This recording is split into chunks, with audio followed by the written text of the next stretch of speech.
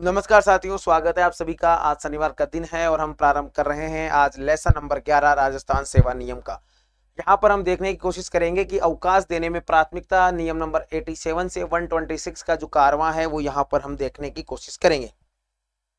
इससे पहले हमने काफी सारी चीजें भी देख ली है। पिछले रविवार को भी आपका टेस्ट पेपर लगा था नियम नंबर 8 से 23 बी तक का। इस बार आपका अवकाश की जो सामान्य शर्तें हैं उसका टेस्ट पेपर होगा कल, यानी कि रविवार सुबह 11 बजे। तो जुड़ना ना भूलिए और जो पिछला चैप्टर था उसे बेहतरीन तरीके से रिवाइज करने की कोशिश कीजिएगा। पीडीएफ आपको प्रॉपर टेलीग्राम चैनल पर मिल रही है। संजय सर स्ट्रीट जो टेलीग्राम चैनल है वहां पर आपको पीडीएफ मिल रही है, तो आप वहां पर भी चिंता ना करें। जो भी क्वेश्चन आपको लिखवाए जा रहे हैं पढ़ाते समय उन्हें नोट डालकर आप लिख लें।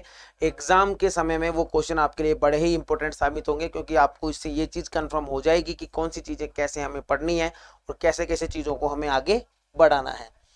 ठीक है, तो चलते हैं, प्रारंभ करते हैं फटाफट तरीके से। एक बार सभी आप भी सेशन को लाइक और शेयर कर दो, ज्यादा से ज्यादा लाइक शेयर कर दें ताकि चीजें और अच्छी बेहतरीन हो जाए। हाँ जी, तो यहाँ पर अब हम नियम की बात करेंगे। नियम नंबर 87 से 126 की हमारे पास यहाँ पर सिनेरियो रहने वाला है। चलिए, हाँ चलिए, पहला क्वेश्चन, पहला देखिए, नियम नंबर 87 क्या कह रहा है कि इस नियम के तहत अवकाश केवल स्थायी कर्मचारी को ही दे होगा। यानी नियम नंबर 87 आरएसआर का जो नियम नंबर 87 है वहां पर अवकाश की बात की गई है। तो यहाँ पर जो अवकाश की बात की गई है वह केवल स्थायी कर्मचारी के लिए कही गई है। किसके लिए की गई है? स्थायी कर्मचारी के लिए यह बात की गई है। किसके लिए की गई है दोस्तों? केवल और केवल स्थायी कर्मचारी के लिए यहाँ पर यह बात की गई है। तो स्थायी कर्मचारी को अवकाश नियम नंबर 87 के तहत दिया जाएगा। हाँ जी, हाँ ठीक है। और यह अवकाशों की जो देय अवकाश हैं, जो अवकाश दिए जाएंगे उनकी प्रकृति से संबंधित है। ये नियम उनकी प्रकृति से संबंधित है। किससे संबंधित है? उनकी प्रकृति से संबंधित है। यानी कि किस प्रकार का अवकाश कब कैसे और किसको दिया जाएगा उससे यह चीज संबंधित है, याद रखिएगा। और यहाँ पर यह अवकाश केवल स्थायी कर्मचारी को दिया जाएगा। नियम नंबर 87 के तहत यह सिनेरियो यहाँ पर सेट होने वाला है, यह भी आपको याद रखना है। ठीक है, चलिए इसी में एक दूसरा नियम समझते हैं, उसे भी देखो। पहला, हाँ, नोट, अस्थायी कर्मचारियों को अवकाश सरकार की अधिसूचना के आधार पर दिए जाते हैं। ये अपने आप में क्वेश्चन भी है और इस पर यहाँ पर सही जवाब है सरकार की अधिसूचना। किसको? अस्थायी कर्मचारी को। अस्थायी कर्मचारी जैसे मान लो कोई संविदा वविदा पर लगाया हुआ है, वहां पर किसी को कब किसको कितना अवकाश मिलेगा, कैसे मिलेगा, अवकाश की प्रवृत्ति क्या होगी, अवकाश कैसे दिया जाना चाहिए, उन सब की बात यहाँ पर की जा रही है। तो अस्थायी कर्मचारियों को जो अवकाश है वह सरकार की अधिसूचना के आधार पर दिए जाएंगे या दिए जाते हैं। दूसरा, अस्थायी कर्मचारी के समस्त अवकाश सरकारी नियमों व मानकों के अनुरूप ही दे होते हैं। सरकार जो रूल्स बनाती है उन रूल्स के आधार पर ही अस्थायी कर्मचारियों को अवकाश दिया जाएगा। यहां से दो चीज समझिएगा। नियम 87 चीजें याद हो गई गुरुजी, अब दिमाग लगाना ही नहीं है। पहला, स्थायी कर्मचारियों का अवकाश स्थायी अवकाश से ही संबंधित है। स्थायी कर्मचारियों के जो अवकाश है उसी से संबंधित है नियम 87।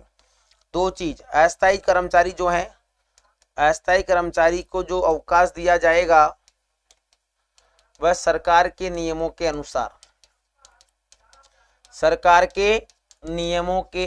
दिया जाएगा। भाई, सरकार के नियमों के अनुसार दिया जाएगा, यह भी आपको याद रखना है। तो स्थायी कर्मचारी के लिए नियम नंबर 87 की बात यहाँ पर की गई है। अस्थायी कर्मचारियों को अवकाश सरकार के नियमों के अनुसार दिया जाएगा। नियम नंबर 87 ए यह कहता है अवकाश लेखा। अवकाश का भी तो लेखांकन करेंगे, अवकाश का भी तो डाटा हमारे पास होना चाहिए, अवकाश का लेखा होना चाहिए। मान लीजिए एक कर्मचारी है, उसने कितने अवकाश लिए, कितने अवकाश कब कब लिए, इन सब की जानकारी हमारे पास होनी चाहिए। तो नियम नंबर 87 ए कहता है कि राज्य कर्मचारी का अवकाश लेखा परिशिष्ट 2 क में, इसमें दोस्तों परिशिष्ट 2 क में दिए गए प्रपत्र संख्या 1 में संतारित किया जाएगा। किसमें किया जाएगा? परिशिष्ट 2 में किए गए प्रपत्र संख्या 1 में संतारित किया जाएगा। अब यहां से एक क्वेश्चन बनाते हैं, नोट डालकर आप भी लिखना। निम्न में से कौन सा कथन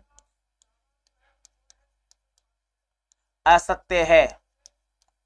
निम्न में से कौन सा कथन है जो कि असत्य है? पहला कथन,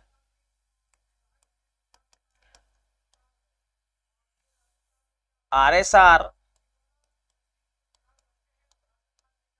अध्याय 11, आरएसआर का अध्याय 11 अवकाश देने में प्राथमिकता से संबंधित है।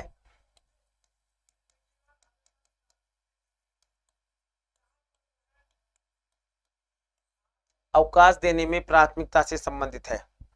बी, नियम 87 में दे अवकाश केवल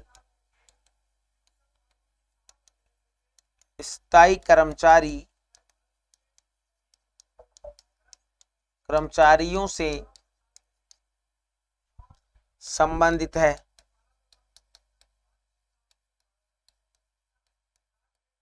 तीसरा देखो दोस्तों,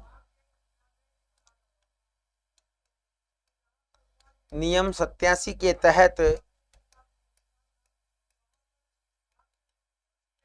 अस्थायी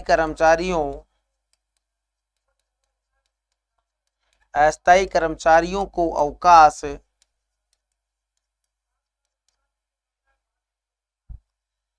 सरकार के नियमों के तहत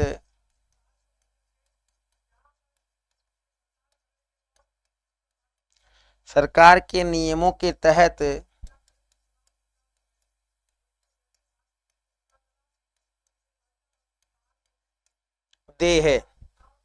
ऑप्शन डी, सभी कथन सत्य है। सभी कथन सत्य है। तो बताइए कौन सा कथन असत्य है? पहला, दूसरा, तीसरा या सभी कथन सत्य हैं? कोई भी कथन यहाँ पर असत्य नहीं है। जल्दी से कमेंट करो मेरे नौजवान साथियों, फटाफट एक्टिव रहो। मौसम ठंडा है, एक्टिव रहा करो।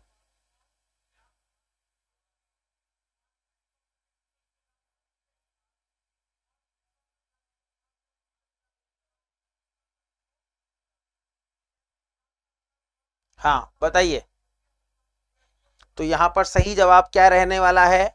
यहाँ पर जो बिल्कुल सही और परफेक्ट जवाब है वो है कि भैया सभी कथन जो हैं वो सत्य हैं। All statements are right. क्या ऑल स्टेटमेंट्स आर राइट? सभी कथन जो हैं वो यहाँ पर सत्य हैं। चलिए, अच्छा 87B हमें क्या बताते हैं कि इस नियम के तहत राजपत्रित अधिकारियों के अवकाश लेखे नियम 162 के तहत आने वाले अधिकारी रखते हैं। आने वाले क्या रखते हैं दोस्तों? अधिकारी रखते हैं। हाँ, जो इनकी सेवा पुस्तिकाएं रखने के लिए उत्तरदायी है, सेवा पुस्तिकाएं रखने हेतु उत्तरदायी हैं। सेवा पुस्तिकाएं रखने हेतु उत्तरदायी हैं। अराजपत्रित अधिकारियों के अवकाश लेखे उस विभाग के कार्यालयाध्यक्ष या विभागाध्यक्ष द्वारा रखे जाते हैं जहां पर वह पदासीन है। जहां पर राजपत्रित अधिकारी कहां पर है? जहां पर पदासीन है। जहां पर क्या है दोस्तों? यह है पदासीन है। यहां से 3-4 चीजें निकल कर आई है जहां से एक सिंपल से छोटे से क्वेश्चन मिल सकते हैं। वापस एक बार देखिए, अब हम उन क्वेश्चनों की बात करते हैं जहां से क्वेश्चन बन सकते हैं। ठीक है, चलिए। हाँ जी, देखो 87 कह रहा है कि अवकाश है ना, अवकाश केवल स्थायी कर्मचारियों को दिया जाएगा। अवकाश केवल किन्हें दिया जाएगा? नियम नंबर 87 कहता है जो सेवा अवकाश देने की प्राथमिकता वाला जो लेसन है, लेसन यानी अध्याय नंबर 11 का नियम नंबर 87 कहता है कि अवकाश केवल स्थायी कर्मचारियों को दिया जाएगा नियम नंबर 87 के तहत। दूसरा, अस्थायी कर्मचारी जो हैं इनको जो अवकाश होगा वह सरकार की अधिसूचना के आधार पर दिया जाएगा। किसके आधार पर दिया जाएगा? अस्थायी कर्मचारियों को जो अवकाश है वह सरकार की अधिसूचना के आधार पर दिया जाएगा। दूसरा, अस्थायी कर्मचारियों के समस्त अवकाश सरकारी नियमों व मानकों के अनुरूप ही देय होते हैं। सरकारी नियमों के, सरकार कहती है, संविदा पर लगाती है, तो जो भी कंडीशंस होगी वो कंडीशंस सरकार अपने नियम्स और रूल्स में बता देती है, उसी के आधार पर यहाँ पर चीजें बदलती हैं। ठीक है, उसी के आधार पर यहाँ पर चीजें बदलती हैं। आगे नियम नंबर, अच्छा ये तो था, नियम नंबर 87 है अवकाश लेखा, यानी कि राज्य कर्मचारी का जो अवकाश लेखा है, यहां से दो चीजें, तो परिशिष्ट 2 के प्रपत्र संख्या, परिशिष्ट 2 के प्रपत्र संख्या 1 में संतारित किया जाएगा, 1 में संतारित किया जाएगा। ठीक है, लेखा। यहां से एक क्वेश्चन और बन सकता है। क्वेश्चन,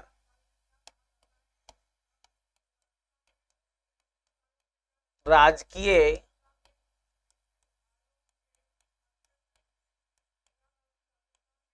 कर्मचारियों का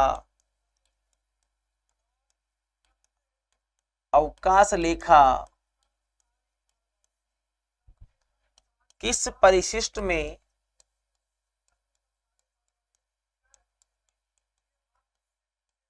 संधारित किया जाएगा?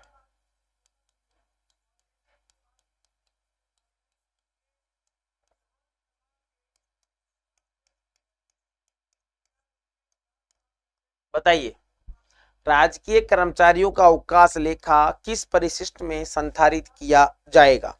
चलिए, ऑप्शन नंबर 1 परिशिष्ट 1, परिशिष्ट 2 व परिशिष्ट 3 क और परिशिष्ट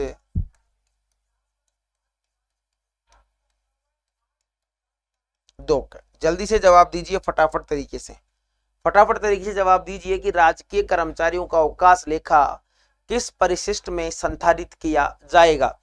परिशिष्ट 1, परिशिष्ट 2 ब, परिशिष्ट 3 क, परिशिष्ट 2 क। हाँ दोस्तों, फटाफट लाइक शेयर करो, जल्दी से जवाब दीजिए मेरे नौजवान साथियों, फटाफट तरीके से। हाँ, वेरी गुड, बहुत बढ़िया, वेल डन गाइस। हाँ बिल्कुल भैया, अकाउंटेंट की परीक्षा आने वाली है, एग्जाम डेट तय है। आप उस चीज में ना बैठे रहिएगा कि विज्ञप्ति कब जारी होगी, कब विज्ञप्ति, अब विज्ञप्ति जारी होगी, फिर फॉर्म भरेंगे, फिर हम पढ़ना शुरू करेंगे, फिर एग्जाम डेट आ जानी है और हम जहाँ पर हैं वहीं के वहीं रहने वाले हैं। तो ऐसा मत कीजिए, अभी से तैयारी को वास्तव में सुचारू रूप से चालू कर दीजिए। आपके लिए फ्री क्लासें लगा रखी है, इतना तो आप भी समझदार हैं कि यूट्यूब की फ्री क्लासेस से हमें कोई फायदा नहीं होने वाला है, सब कुछ आप ही के लिए किया जा रहा है। ठीक है, काफ़ी सारे पहले पेड बैच में भी बहुत अच्छा रेस्पॉन्स मिला, कई एग्जाम्स का हमने पेड बैच चलाया, जो EORO की बात करें बहुत ही अच्छा रेस्पॉन्स रहा। तो अब सोचा कि उस रेस्पॉन्स के बाद अब जूनियर अकाउंटेंट के लिए फ्री काम किया जाए, ताकि बच्चों को भी कुछ दिया जाए। आत्मीय भाव भी जीवन में कुछ होती है, आत्मीयता शब्द भी कोई चीज होती है जीवन में, वही वाली बात यहाँ पर है। तो जल्दी से जवाब दीजिए, इसका क्या जवाब होगा? सॉरी भाई। तो परिशिष्ट 2 क में, परिशिष्ट 2 क के तहत संधारित किया जाएगा। ठीक है, चलिए एक क्वेश्चन ये हो गया। 87 ब, राजपत्रित अधिकारियों के अवकाश लेके नियम नंबर 162 के तहत आने वाले अधिकारी रखते हैं। नियम नंबर 162 के तहत, नियम नंबर 162 2 के तहत आने वाले अधिकारी रखते हैं। उसके बाद अराजपत्रित अधिकारी के अवकाश लेखे उस विभाग के कार्यालयाध्यक्ष या विभागाध्यक्ष द्वारा रखे जाते हैं। अराजपत्रित अधिकारी के अवकाश लेखे उस विभाग के कार्यालयाध्यक्ष या विभागाध्यक्ष के द्वारा रखे जाते हैं जिस कार्यालय में भाई साहब आप नौकरी कर रहे हैं, जिस कार्यालय में आप जॉब कर रहे हैं, उस कार्यालय के तहत रखे, उसके एचओडी के द्वारा रखे जाते हैं। क्लियर है यहां तक नियम नंबर 87, 87A, 87B। और अब चलते हैं नेक्स्ट रूल्स पर। नियम नंबर 88।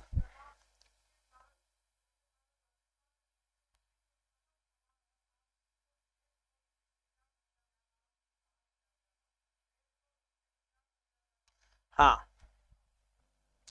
देखिए, अवकाश की निरंतरता में अन्य अवकाशों का संयोजन। अवकाश की निरंतरता में अन्य अवकाशों का संयोजन। चलिए कैसे?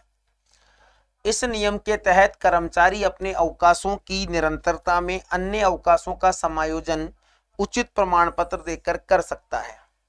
उचित प्रमाण पत्र देकर कर सकता है। वो छुट्टियों एक्स प्रकार की छुट्टियों पर है, उसकी निरंतरता में एक्स प्रकार की छुट्टियां खत्म हो रही है तो एक प्रमाण पत्र देगा और कहेगा साहब मेरी इन छुट्टियों के साथ साथ वाई छुट्टियों का भी एडजस्टमेंट कर दिया जाए ताकि मैं कुछ दिनों के लिए और घर पर रह सकूं, मेरा जो काम है जिसको मैं निस्तारित कर पाऊं, जो मेरा काम है उसे मैं निस्तारित कर पाऊं।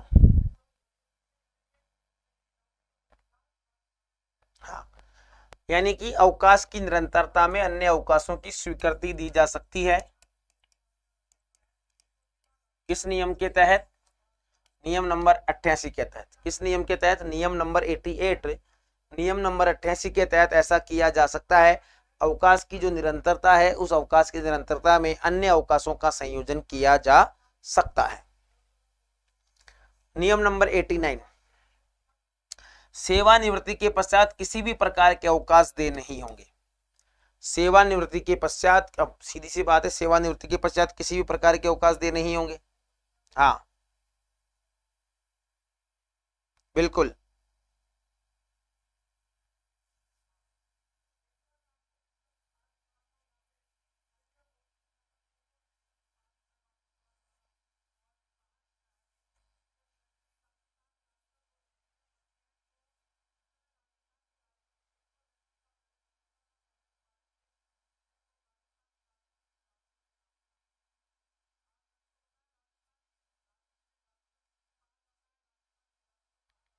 हाँ, यहां पर एक चीज और देख सकते हैं आप।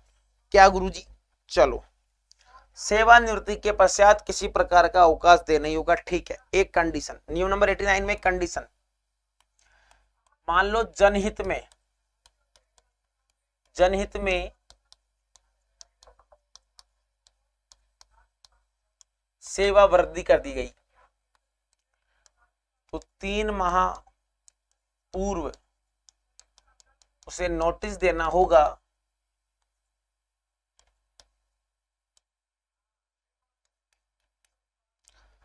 तीन माह पूर्व उसे नोटिस देना होगा।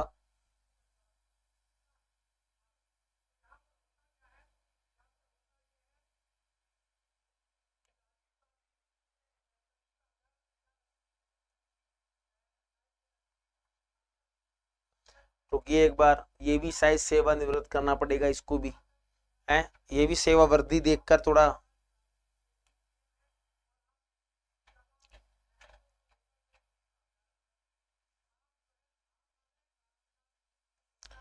पुराना बैकअप आ जाए तो मजा आ जाए।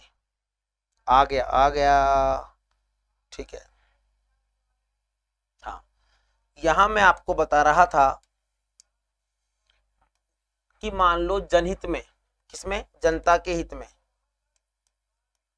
जनहित में सेवा वृद्धि कर दी जाए और सेवा वृद्धि राजपत्रित अधिकारी की है, राजपत्रित अधिकारी की सेवा वृद्धि है तो 3 माह पूर्व महालेखाकार कार्यालय में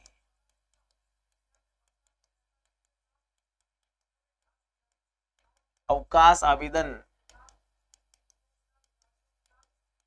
छुट्टियां बची हुई थी, सेवा वृद्धि कर दी, तो भाई साहब वो कहेगा सेवा वृद्धि कर दी ना आपने, तो भाई साहब ये छुट्टियां बची हुई है ना, ये पकड़ो, लेटर पकड़ो। दूसरी कंडीशन, अराजपत्रित अराजपत्रित अधिकारी के मामले में एक माह पूर्व आवेदन जो कि महालेखाकार को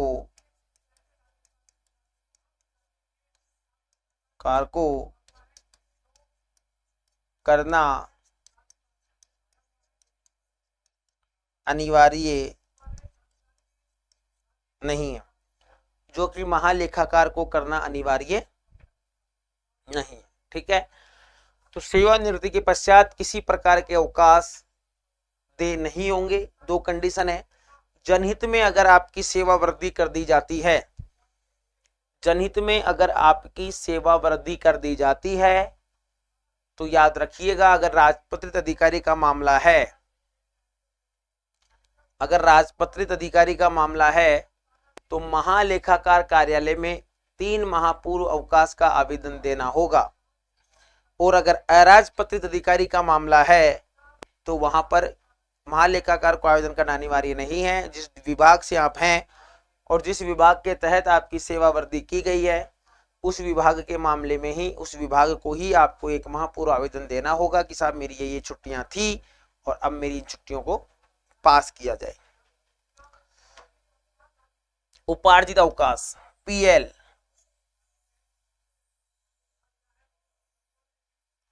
नियम नंबर 91, उपार्जित अवकाश पीएल दिनांक 22/2/1983 से लागू है।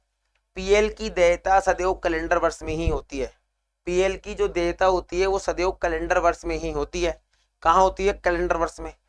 यानी आपका जुलाई टू जून जो कैलेंडर वर्ष है, इसके तहत ही आपको पीएल दे होती है। अब आपको एक वर्ष में क्या पीएल क्या नहीं, उन सब की बात यहां पर की जा रही है। हाँ, चलो आगे, बहुत सारी चीजें यहाँ पर। हाँ, पीएल सदैव एक कैलेंडर वर्ष में 2 बार ही दी जाती है। 1 जनवरी को 15 व 1 जुलाई को 15, कुल 30 पीएल दे होती है। 1 जनवरी को पीएल आपके खाते में आ जाएगी 15, दूसरी 1 जुलाई को आपके खाते में पीएल आ जाएगी 15, टोटल कितनी? 30। दिनांक 1/1/98 के पश्चात एक कर्मचारी अपने खाते में अधिकतम 300 पीएल ही जमा रख सकता है। कितनी रख सकता है? 300 पीएल ही जमा रख सकता है अपने खाते में। वर्ष की 30 मिल रही है, ठीक है, लैप्स नहीं हो रही है, ये लैप्स नहीं हो रही है। समझो आपको जॉब करते 10 साल हो गए, आपने एक भी पीएल नहीं हुई तो 300 पीएल हो गई, इनका पैसा भी मिलेगा। पर 300 के आगे 315 हुई तो ये 15 लैप्स होगी। आप कितनी जमा रख सकते हैं? केवल अपनी पूरी सेवा काल में अपने खाते में अधिकतम 300 पीएल ही जमा रख सकते हैं। कितनी जमा रख सकते हैं? 300। अच्छा प्रश्न है। हाँ, ठीक है, याद रखिएगा।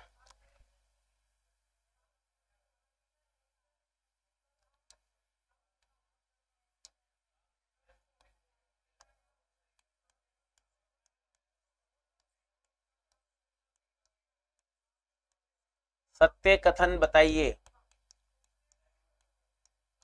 सत्य कथन बताना है आपको। पहला कथन, नियम 91 उपार्जित अवकाश से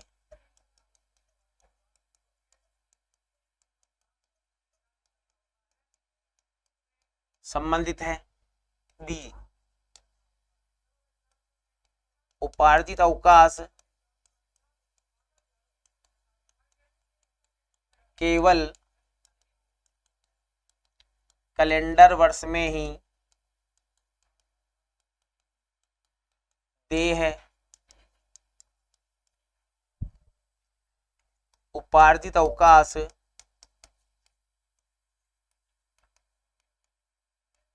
वर्ष में 2 बार दे, 1 जनवरी को 15 व 1 जुलाई को 15, कुल 30 उपार्जित अवकाश।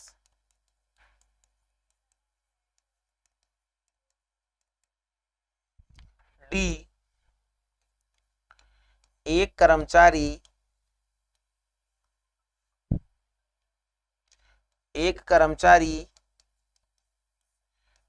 अपने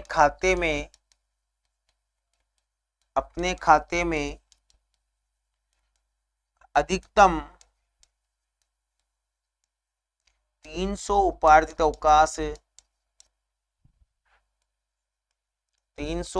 अवकाश ही जमा रख सकता है। ऑप्शन नंबर ई सभी सत्य हैं। बताइए भाई क्या जवाब होगा। सत्य कथन आपको यहां पर छांटना है। नियम नंबर 91 उपार्जित अवकाश यानी पीएल से संबंधित है।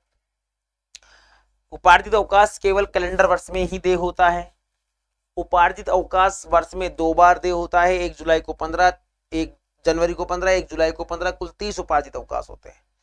एक कर्मचारी अधिकतम अपने खाते में अधिकतम 300 उपार्जित अवकाश ही जमा रख सकता है। बताइए सभी कथन असत्य हैं या सभी कथन सत्य हैं, क्या जवाब होगा यहाँ पर। हाँ जी बताइए क्या जवाब होगा। अरे मुकेश जी पानी पिलाओ यार, बताओ क्या जवाब होगा। Very good very good very good, इसका जवाब तो सबको आना चाहिए। ये क्वेश्चन मैं आपको इसलिए लिखवा रहा हूं, साथ के साथ थोड़ी मेहनत तो लग रही है, पर आपको क्वेश्चन बनाने की फ्रेमिंग आपके दिमाग में बैठ जाएगी। एग्जामिनर्स को हम टारगेट कर सकेंगे कि वो किस प्रकार के क्वेश्चन आपके पेपर में बना सकता है। क्लियर है। तो वापस आइए, ये पूरा सिस्टम यहाँ पर आपको समझ में आ गया। आगे इसमें बहुत सारे नियम है और चलते हैं। देखिए किसको कितने दे होते हैं वो भी देखिए। आरएसी बटालियन के कर्मचारियों को एक कैलेंडर वर्ष में 42 पीएल दे होती है। आरएसी बटालियन समझ गए राजस्थान। उसके अलावा किसी कर्मचारी की माह के बीच में नियुक्ति होने पर 22 पीएल प्रतिमा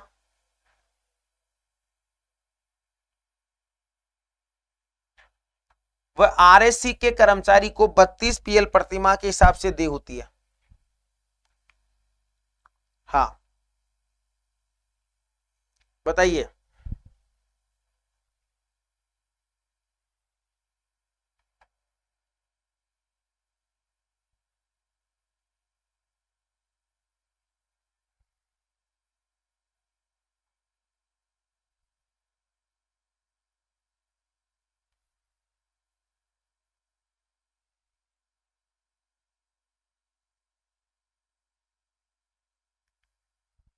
हाँ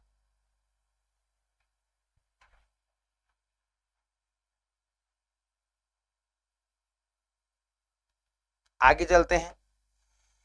एक कर्मचारी एक बार में अधिकतम 120 पीएल ले सकते हैं। विशेष परिस्थिति में टीबी असाध्य रोग में कर्मचारी अपनी समस्त पीएल का उपयोग एक साथ कर सकता है। समस्त पीएल का उपयोग एक साथ कर सकता है। ठीक है, थोड़ा आज के लिए चीजें इतनी ही समाप्त करते हैं। समझिएगा मेरी बात। संजय सर हिस्ट्री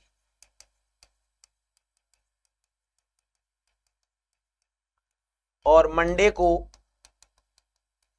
हम वापस नियम नंबर 91 को ढंग से समझेंगे, क्योंकि ये वेरी मोस्ट है। 1 से 2 क्वेश्चन यहां से जरूर बनता है। ठीक है, तो आप सभी को ढेर सारा प्यार, सभी को नमस्कार, है ना। ठीक है, और पीडीएफ आपको संजय सर हिस्ट्री के जो टेलीग्राम चैनल है वहां पर आपको पीडीएफ प्रोवाइड हो जाएंगी। उसकी भी आपको चिंता करने की कोई आवश्यकता नहीं होनी चाहिए। ठीक है साथियों, हंसते खेलते मुस्कुराते रहें, अपनों के साथ रहें, जबरदस्त रहें और ज्यादा से ज्यादा वीडियो को लाइक शेयर करें। कल 11 बजे आपका जो अध्याय नंबर 10 था नियम, ठीक है, उसका टेस्ट है। शानदार क्वेश्चंस वहां पर आपको देखने को मिलेंगे। तो मैं लेता हूं आपसे इजाजत। सभी को नमस्कार, धन्यवाद, जय हिंद, जय भारत। नमस्कार मेरे नौजवान साथियों, कैसे हैं आप सभी लोग। आप सभी का स्वागत है आपके अपने YouTube चैनल पर। और जैसा कि आशा और उम्मीद करता हूं कि सभी स्वस्थ होंगे, मस्त होंगे, जबरदस्त होंगे, अपनों के साथ जरूर होंगे। इसी सेशन को और आगे बढ़ाते हैं शानदार तरीके से। बिल्कुल आ जाइए। वेरी गुड, स्वागत है आप सभी को। नमस्कार, इस्तकबाल, राम राम, राधे राधे। राजस्थान सेवा नियम, सेवा की सामान्य शर्तें हमने पढ़ ली हैं। उसके बाद अवकाश के बारे में पढ़ लिया, अवकाश की सामान्य शर्तें। और अब अवकाश देने में प्राथमिकता, चैप्टर नंबर आपका 11 है, जो धारा नियम नंबर 87 से लेकर 187 से 126 तक की जो धाराएं हैं वो हमें यहाँ पर सेट करनी होंगी। ठीक है, हाँ जी। तो विलंब किस बात का कर रहे हैं आप? विलंब बिल्कुल भी नहीं होना चाहिए और जल्दी से आ जाइए, जुड़ जाइए। वेरी गुड, वेरी गुड, बिल्कुल भाई। कविता, हरीश, राहुल, ठीक है, हाँ जी। हमने जो बात करी थी वो हम वहाँ पर चर्चा कर रहे हैं। तो हम पिछली बात को हमने जहाँ पर छोड़ा था उससे आगे बढ़ते हैं। नियम नंबर 91 की मैं बात करूँगा। नियम टर्म नंबर 91 तक हमने बात कर ली थी, एक बार वापस देख लेते हैं। नियम नंबर 87 जल्दी जल्दी एक बार पिछला भी रिवाइज कर लेते हैं ताकि आपको भी और ज़्यादा मजा आए। अवकाश केवल स्थायी कर्मचारियों को ही दे होता है। अवकाश केवल स्थायी कर्मचारियों को ही दे होता है। हाँ, 15 गुना का ही है। इन्होंने पूरी रेल, पूरा रायता फैला दिया सरकार ने। ठीक है, और देखो वैसे तो सभी वर्ग वालों को नुकसान होना तय है, पर जो वाणिज्य वर्ग के विद्यार्थी हैं उनको नुकसान होना ज़्यादा तय है। क्यों? उनको सीईटी में ऐसा कोई सब्जेक्ट नहीं था जो उनके सब्जेक्ट स्पेशल हो, उनकी स्पेसिफिकेशन पे हो। तो बेचारों ठीक है, अब देखते हैं। इसके ये तो तय है कि इसमें भाई साहब मामला तो उठेगा और उठेगा, बिल्कुल उठेगा। अवकाश केवल स्थायी कर्मचारियों को ही दे होते हैं। देखो, अस्थायी कर्मचारियों को अवकाश सरकार की अधिसूचना पर, क्या? हाँ, सरकार की अधिसूचना पर। अरे भाई लाला तू इधर हो जाए यार। सरकार की अधिसूचना के आधार पर दिए जाते हैं। अस्थायी कर्मचारियों को जो अवकाश है वो सरकार की अधिसूचना के आधार पर दिए जा सकते हैं। 50% का ही आ रहा है कि 50% इनको करना पड़ेगा। अस्थायी कर्मचारी के समस्त अवकाश सरकारी नियमों व मानकों के अनुरूप ही दे होते हैं। अस्थायी कर्मचारियों की फटाफट लाइक शेयर करो जल्दी से। अस्थायी कर्मचारियों के जो है, सीधी सी बात है, आरएसआर के तहत स्थायी कर्मचारियों को जो अवकाश हैं, अरे आराम से रे यार, इतना स्कोर नहीं है, तुम इतना लोड मत लो यार। ठीक है, मैं तुम्हें कह रहा हूं जिसके 50% से ऊपर नंबर बन रहे हैं वो आराम से स्वस्थ रहें। अस्थायी कर्मचारियों के समस्त अवकाश सरकारी नियमों व मानकों के अनुरूप ही दे होंगे। ठीक है, क्लियर है? आगे देखिए नेक्स्ट 87 है, अवकाश का लेखा कहाँ किया जाए। अवकाश के लेखे की बात की जाए। ये क्वेश्चन भी मैंने लास्ट क्लास में क्वेश्चन बनवाया था और क्वेश्चन आपको करवाया था कि राज्य कर्मचारी का अवकाश लेखा परिशिष्ट 2 क में दिए गए प्रपत्र संख्या 1 में, परिशिष्ट 2 क के प्रपत्र संख्या 1 में 2 से पहले। ठीक है, हाँ बिल्कुल होगा कविता, बिल्कुल होगा। हम सब इसमें साथ हैं, क्योंकि ये काहे का नियम बना रहे हैं आप यार। 15 गुना लेंगे, चलो ठीक है, अकाउंटेंट में तो 70,000 बच्चे आ जाएंगे। कोई बच्चा दूसरी तैयारी करेगा, महिला सुपरवाइजर की तैयारी करेगा। जो टॉप 15 गुना में भी जो शुरू के टॉप 20% है वही बच्चा बार बार एग्जाम देगा, है वो अकाउंटेंट की भी देगा, महिला सुपरवाइजर की भी देगा, ठीक है, उप जेलर की भी देगा, सबकी एग्जाम वही देगा। ठीक है, हाँ देखिए, तो परिशिष्ट 2 में दिए गए प्रपत्र संख्या 1 में संधारित किया जाएगा। क्या किया जाएगा? 1 में ही संधारित किया जाएगा। हाँ भाई, 5000 के लगभग वैकेंसी है और इसका 15 गुना, तो 15 5 75, 75,000 के लगभग बच्चे पास होंगे अकाउंटेंट में। अब ये कैटेगरीज वाइज करेंगे, किसकी कितनी सीटें हैं, उन सीटों का 15 गुना। ठीक है, कैटेगरी वाइज करने के लिए बोल रहे हैं। ये बोल रहे हैं कि साहब मान लो 5000 में से मान लो ओबीसी की 600 सीट है, एग्जाम्पल 600 गुना 15, 15 6 की 90 है, तो 9000 बच्चे ओबीसी के पास होंगे, ओबीसी कैटेगरी के पास होंगे। ऐसे सबका आंकड़ा जोड़कर 75,000 पहुंच जाएगा। ठीक है, अभी तो आप पढ़िए, वो भर्ती में मिलेगा। KSAR पुरोहित, हाँ यार, मंत्रालयिक कर्मचारियों को बिल्कुल परसेंटेज रिजर्वेशन मिलता है, वो मिलेगा वैकेंसी में। अब इसका तो अभी तक कंफर्म नहीं है, देखना पड़ेगा। चलो वापस आओ, हम पहले इधर करते हैं बातें। 87B नियम नंबर 87(2) हमें क्या कहता है, ध्यान से देखिए। इस नियम के तहत राजपत्रित अधिकारियों के अवकाश लेखे नियम नंबर 160(2) के तहत आने वाले के तहत आने वाले अधिकारी रखते हैं। राजपत्रित अधिकारियों के जो अवकाश लेखे हैं वो 162 के अंतर्गत जो अधिकारी जो होते हैं वह रखते हैं। ठीक है, हाँ मिल लेंगे संजय, एक दिन रुक जा, 2-5 दिन का समय, अपने आप अपडेट हो जाएगी, सारी चीजें पता लग जाएंगी, कब मिलना है, कहाँ मिलना है, कैसे मिलना है। ठीक है, अराजपत्रित अधिकारी के अवकाश लेके उस विभाग के कार्यालयाध्यक्ष या विभागाध्यक्ष द्वारा रखे जाते हैं। देखो, जो राजपत्रित अधिकारी है, नियम नंबर 87B, राजपत्रित अधिकारी है, उनके लेखे वो अधिकारी रखते हैं जो नियम नंबर 162 के तहत आते हैं। जबकि अराजपत्रित कर्मचारियों के जो लेखे हैं, अवकाश लेखे, किसने कितनी छुट्टियां ली, कितने नहीं ली, तो वो जिस डिपार्टमेंट में काम कर रहे हैं उस डिपार्टमेंट का कार्यालयाध्यक्ष या विभागाध्यक्ष द्वारा उसे रखा जाता है। उन नियमों की वहां पर बात की जाती है। नियम नंबर 88, अवकाश की निरंतरता में अन्य अवकाशों का संयोजन। अवकाश की निरंतरता में, अवकाश आपका कंटिन्यूसली चल रहा है, अवकाश की निरंतरता में और कुछ चीजों को ऐड कर देना। इस नियम के तहत कर्मचारी अपने अवकाशों की निरंतरता में अन्य अवकाशों का समायोजन उचित प्रमाण पत्र देकर कर सकता है। क्या कर सकता है? उचित प्रमाण पत्र देकर कर सकता है। तो अवकाश की निरंतरता में अन्य अवकाशों का संयोजन की बात चल रही है। इस नियम के तहत कर्मचारी अपने अवकाशों की निरंतरता में अन्य अवकाशों का भी संयोजन कर रहा है। वो एक्स अवकाश पर चल रहा है, उसने संयोजन की तरफ वाई अवकाश भी उसने यहाँ पर मर्ज करवाने के लिए बोला है, साहब मेरे जैसे ही ये अवकाश समाप्त हो आप दूसरे अवकाशों को भी ऐड कर देना। तो यहाँ पर बात क्या चली है? अवकाश की निरंतरता में अन्य अवकाशों का समायोजन नियम नंबर 88 हमें बताता है। कौन सा नियम बताता है? नियम नंबर 88। हाँ दोस्तों चलिए,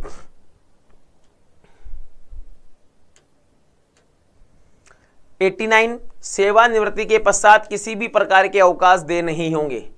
सेवानिवृत्ति के पश्चात किसी भी प्रकार के अवकाश दे नहीं होंगे। हाँ देखो, आपके मान लो 30 छुट्टियां बची हुई है, 30 अवकाश बचे हुए हैं, आप ले ही नहीं पाए, 31 मार्च को आप रिटायर्ड हो गए, तो सेवानिवृत्ति के पश्चात किसी प्रकार का अवकाश दे नहीं होगा। सेवानिवृत्ति के पश्चात किसी भी प्रकार का जो अवकाश है वह दे नहीं होगा।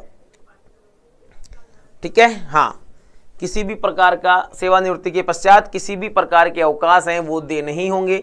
नियम नंबर जो 90 है उसे विलोपित कर दिया गया है। नियम नंबर 90 जो है उसे क्या कर दिया गया है? उसे विलोपित कर दिया गया है। तो नियम नंबर 90 उसे विलोपित कर दिया गया है। अब जो नियम नंबर 91 है यह अपने आप में बहुत इंपॉर्टेंट है। यहां से 1 से 2 क्वेश्चन जरूर आएंगे। उपार्जित अवकाश यानी पीएल, उपार्जित अवकाश की यहां पर बात चल रहे हैं। Good morning good morning good morning. ये पिछली बार क्लास में भी मैंने बताया था, वापस दोबारा स्लो मोशन में एक एक शब्द को समझाते समझाते बता रहा हूं। 22/2/1983 से, ये कब है? 22 फरवरी 1983 से इसको लागू किया गया है। ठीक है, तक पीएल की देयता सदैव कैलेंडर वर्ष में ही होती है। एक कैलेंडर वर्ष में, 6 महीने में, 6 महीने में। ठीक है, एक कैलेंडर वर्ष में 2 बार। एक कैलेंडर वर्ष में कितनी बार? एक कैलेंडर वर्ष में 2 बार होती है। कितनी बार होती है? एक कैलेंडर वर्ष में 2 बार देय होती है। ठीक है, समझना पूरी चीजें। हाँ, नियम नंबर 7 का सब नियम 28 जिसमें उपार्जित अवकाश की परिभाषा दी गई है। आगे देखो, दोनों चीजें क्लियर है। 22 फरवरी 1983 को और पीएल की देयता सदैव कैलेंडर वर्ष में ही होती है। पीएल की देयता हमेशा कैलेंडर वर्ष में ही होती है, याद रखिएगा। हर्ष शर्मा सर पीडीएफ नहीं मिल रही है। कैसे नहीं मिल रही है लाला? संजय सर हिस्ट्री के टेलीग्राम चैनल पर आपको पीडीएफ प्रॉपर तरीके से मिल रही है। लास्ट क्लास की पीडीएफ नहीं मिली थी तो आज मैं इसकी पूरी पीडीएफ डाल दूंगा। आज जितना भी पढ़ेंगे उसकी पीडीएफ डाल दूंगा ताकि वो कल पिछला वाला जो मामला है वो सेट हो जाएगा। ठीक है, और वो भी डाल दूंगा। उसमें 2-4 क्वेश्चन लिखवाए थे, वो भी आप नोट डाल कर लिख लेना जहां पर भी आप इसे मेंशन कर रहे हैं। ठीक है, चलिए अब देखिए, पीएल सदैव एक कैलेंडर वर्ष में 2 बार दी जाएगी। कितनी बार दी जाएगी? 22 फरवरी 1983 एक कैलेंडर वर्ष में दी होगी। एक कैलेंडर वर्ष में कितनी बार दी होगी? मेरे साथ साथ आप कमेंट भी करते चले, कितनी बार दी होगी? 2 बार दी होगी। कब से कब, कब से कब? देखिए ड्यूरेशन, 1 जनवरी को 15 पीएल मिल जाएगी और 1 जुलाई को 15 पीएल, टोटल 30 पीएल आपको दे होगी। टोटल कितनी पीएल दे होगी? 30 पीएल दे होगी। 1 जनवरी 1998 के पश्चात एक कर्मचारी अपने खाते में अधिकतम 300 पीएल ही जमा कर सकता है। ठीक है, अधिकतम 300 पीएल ही जमा कर सकता है अपने अकाउंट में, इनका पैसा मिलेगा। तो अपने अकाउंट में 300, अब मान लो उसको 30 मिल रही है, बंदे ने एक भी उपार्जित अवकाश नहीं लिया, एक भी उपार्जित अवकाश नहीं लिया, उस बंदे ने 10 साल तक जॉब किया, कितनी पीएल हो गई उसकी? 300 पीएल हो गई। 11वें वर्ष में गया, उसको 30 पीएल और मिल गई। तो वो ऐसे सोचे कि भाई साहब अब 330 हो जाएगा, आंकड़ा नहीं होगा भैया, तो 300 ही जमा रख सकता है। तेरी पूरी सेवानिवृत्ति हो जाए तब भी ऐसा ही रहेगा। हाँ, कैटेगरी में है लाला, चांस है। अरे समझ में आया या कोई दिक्कत, कोई समस्या? प्रश्न?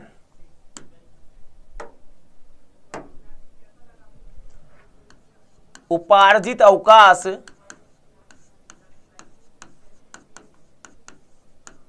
से संबंधित असत्य कथन कौन सा है?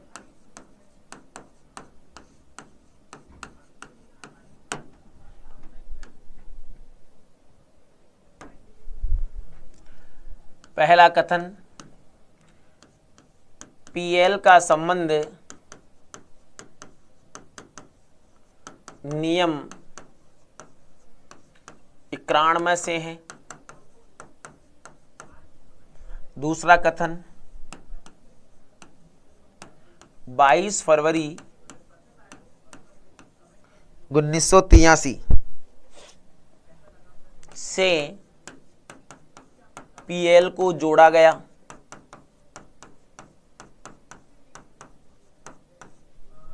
तीसरा कथन, पीएल एक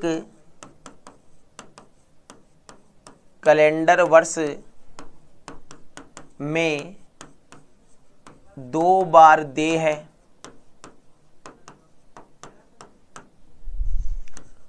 पीएल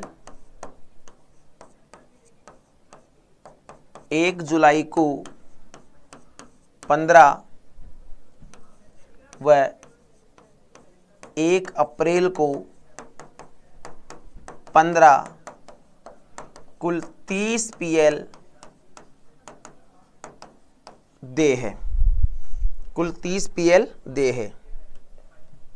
पांचवा कथन, 1 जनवरी 1998 से एक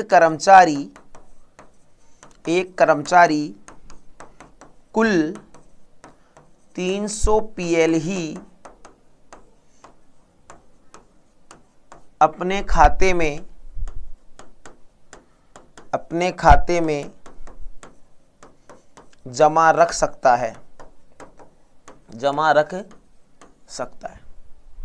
बताइए।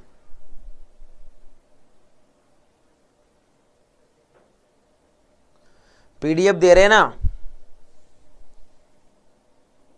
22 मई के बाद वाली क्लास की पीडीएफ नहीं मिल रही है? अरे हर्ष शर्मा मिल रही है, मैं वापस डाल दूंगा। लाला टेलीग्राम पर जाके देखो तो सही तुम यार। हर्ष, हाँ ठीक है, बताइए कौन सा कथन असत्य है? 5 कथन आपके सामने हैं, कौन सा कथन असत्य है? पहला, दूसरा, तीसरा, चौथा या 5वां? कौन सा कथन है जो असत्य है? जल्दी से कमेंट करें और फटाफट बताइए कौन सा कथन है जो असत्य है। पहला, दूसरा, तीसरा, चौथा या 5वां? बिल्कुल ऑफलाइन वाला माहौल दे रहा हूं मैं आप लोगों को। तो यहां पर सही जवाब है ऑप्शन नंबर 4। ऑप्शन नंबर 4 यहां पर सही है। 1 जुलाई को 15 और 1 जनवरी। अप्रैल की जगह क्या होगा, जनवरी होगा। अप्रैल की जगह क्या होगा दोस्तों, अप्रैल की जगह होगा जनवरी।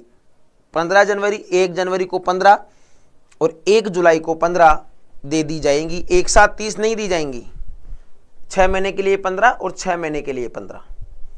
मंथ से कैलकुलेट मत करिएगा, ठीक है। चलिए, आरएसी बटालियन, आरएसी वालों को एक कैलेंडर वर्ष में 42 पीएल दे होती है। आरएसी वालों को एक कैलेंडर वर्ष में 82 पीएल दे होती है, याद रखिएगा। हाँ,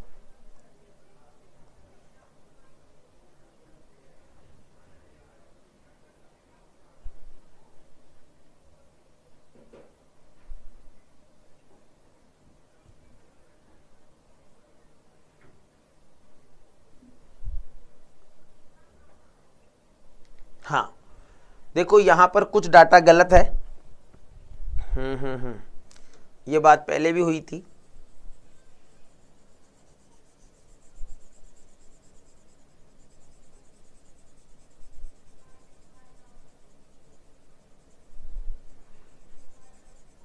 हाँ,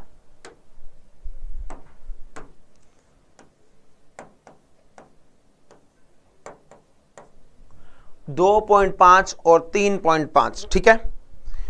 यदि किसी कर्मचारी की माह के बीच में नियुक्ति होने पर 2.5 पीएल प्रति माह व आरएसी के कर्मचारी को 3.5 पीएल प्रति माह के हिसाब से दे होती है, ठीक है। समझ रहे हैं, महीने के बीच में या 6 माह में होती है। मान लो 1 वर्ष निकल गया है, समझो मेरी बात, बंदे ने 1 जुलाई के बाद ज्वाइन किया तो उसे अब 31 दिसंबर तक 6 माह ही है। कितना है, 6 माह ही। तो उसे 2.5 के हिसाब से दिया जाएगा 6 महीने के लिए। 2.5 पीएल प्रति माह, 2.5 पीएल प्रति माह कितनी हो गई, जोड़ो बताओ। यही कंडीशन अगर आरएसी की है, हाँ, इसको ऐसे लिखो 6 माह के बीच में, तो 6 गुणा 3.5, 6 गुणा 3.5, ये आप कैलकुलेशन करिए कितनी हुई। इसका एक बहुत प्यारा क्वेश्चन बन सकता है। क्वेश्चन बनाता हूं, जवाब दीजिएगा।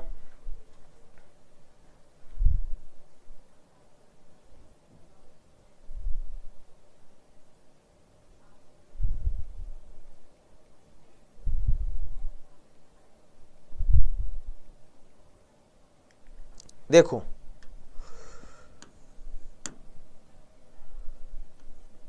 आरएसी में कोई कर्मचारी 10 जुलाई को नियुक्त होता है, तब उसे उस वर्ष में कितनी पीएल दे होंगी।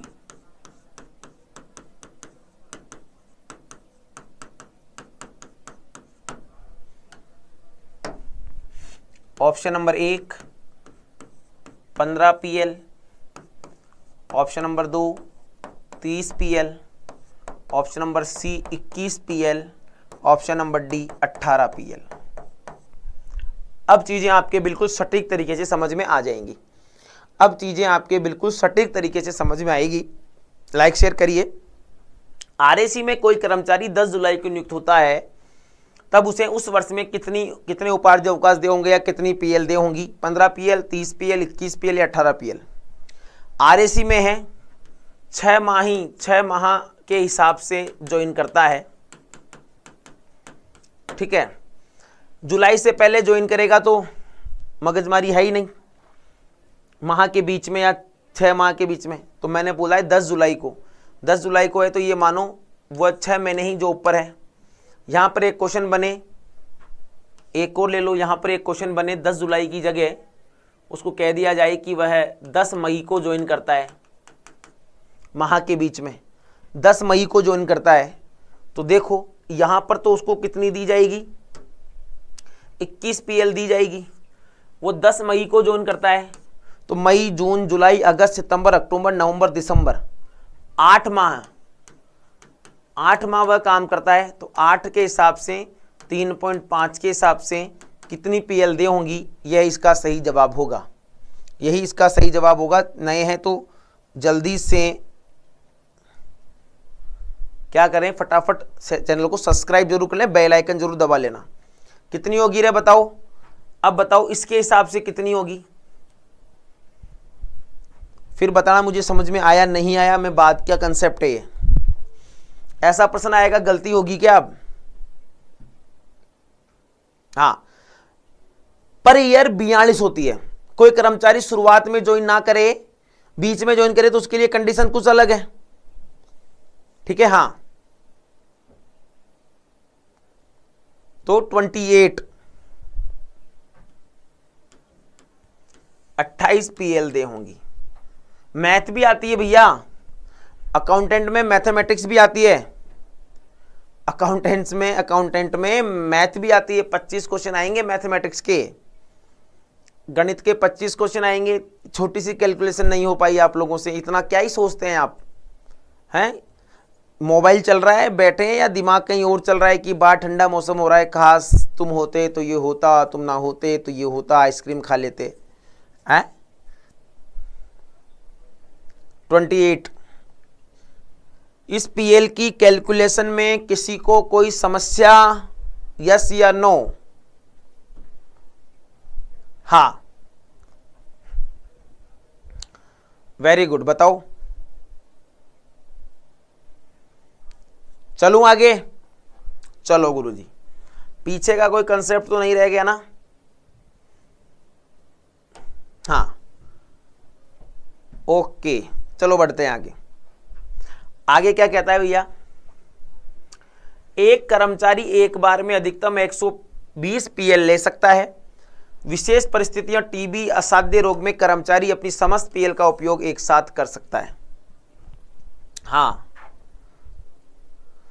सर, हम तो आपसे ही सब कुछ सीख लेंगे। धन्यवाद भाई हरीश। अरे पास होंगे यार, एक समय में देखो, जीवन में एक समय में एक ही काम करना चाहिए। या तो मेरे को कह दो गुरुजी आज है ना क्लास अभी छोड़ दो, आप ऑफलाइन वाला फीलिंग वाला सीन है अपना, तो अभी छोड़ दो गुरुजी, दिमाग काम नहीं कर रहा है, सोचता हूँ मैं, पढ़ाई में कम, सोचने में ज़्यादा काम चल रहा है। ठीक है, कोई ना, छोड़ देंगे, पर अगले दिन जब बैठो तो तल्लीनता से बैठो। एक बार में 120 पीएल और मेडिकल इमरजेंसी, सीधी सी बात याद रखो,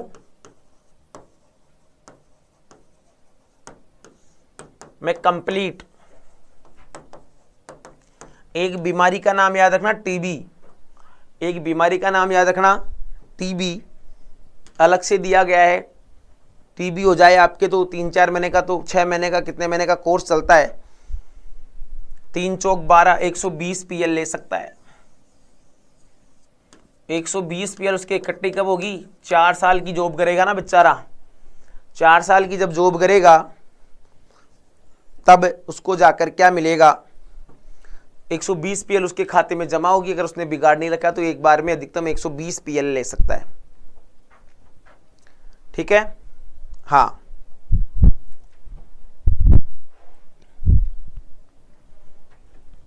हाँ, वेरी गुड।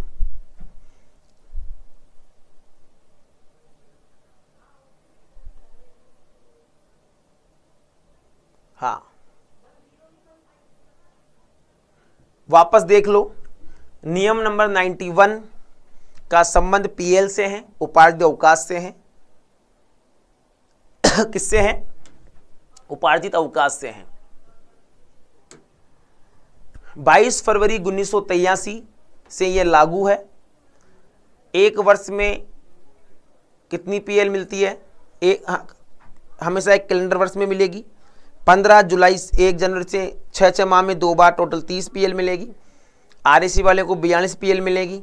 ठीक है, अगर कोई माह के बीच में या 6 माह के दौरान ज्वाइन करता है, ऐसे कुछ महीनों बाद ज्वाइन करता है, तो उसे 3.5 पीएल आरएसी वाले को और 2.5 पीएल किसको मिलेगी? सामान्य कर्मचारी को। 1/1/1998 के बाद एक कर्मचारी अपने खाते में कुल 300 पीएल ही जमा कर सकता है। कुल कितनी? कुल 300 पीएल ही जमा कर सकता है। ठीक है, एक कर्मचारी एक बार में अधिकतम 120 पीएल ले सकता है और टीबी या किसी असाध्य या कोई मेडिकल इमरजेंसी है, उस मेडिकल इमरजेंसी के दौरान वो जितनी भी उसके पास जमा पीएल हैं वो सारी पीएल ले सकता है। अब जैसा कि मैंने आपको बताया उपाध्याय का वेतन भी मिलेगा, तो वेतन का क्या सीन है, इसके नेक्स्ट नियम पर चलते हैं। 179 ST तैयारी कर तो झूम के।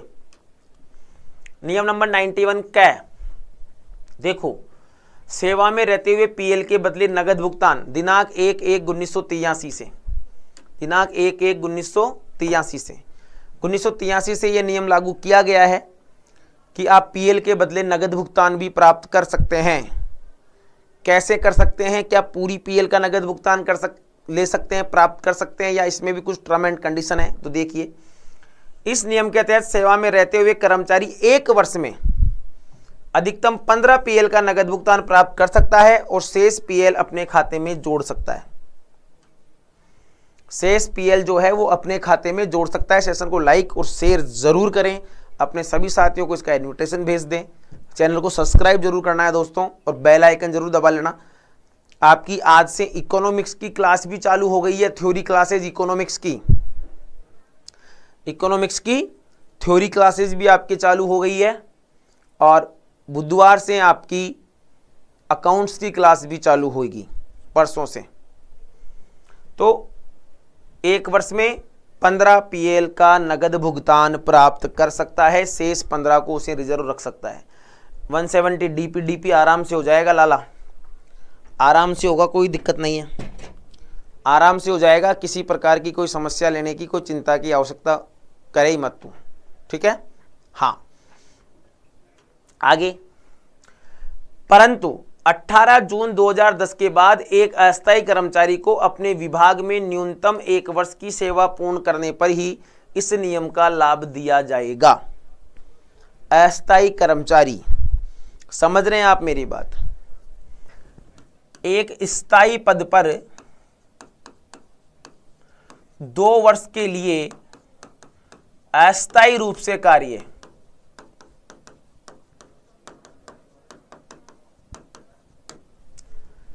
दो साल का प्रोबेशन होगा ना, है 2 साल का प्रोबेशन होगा। आप एक स्थायी पद पर नियुक्त हुए हैं, पर उस स्थायी पद पर नियुक्ति के लिए आपको 2 वर्ष तक अस्थायी पद पर कार्य करना होगा। यानी प्रोबेशन काल के दौरान जब तक आपने 1 वर्ष का कार्यकाल पूर्ण नहीं कर लिया है, तब तक आप, छुट्टियां तो मिल रही है आपको, पर जो नगद भुगतान वाली बात है, ठीक है, वो आपको 1 साल के बाद होगा।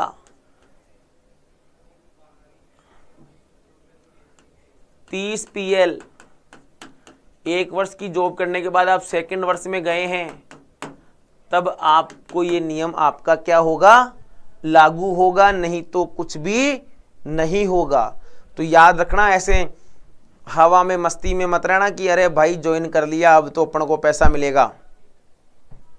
बुधवार से, ताराचंद जी बुधवार से, गणेश जी का वार है, बढ़िया बढ़िया वार है, बुधवार से। ठीक है, चलिए क्लियर है। 91 कह हमें कहता है कि आप अपना आधी ही पीएल, 1 वर्ष में आधी पीएल का ही आप नगद भुगतान ले सकते हैं, 15 पीएल का, शेष को आप अपने खाते में जमा करा सकते हैं, खाते में ही आपको जमा रखना होगा। आगे बढ़ो। 91 बी,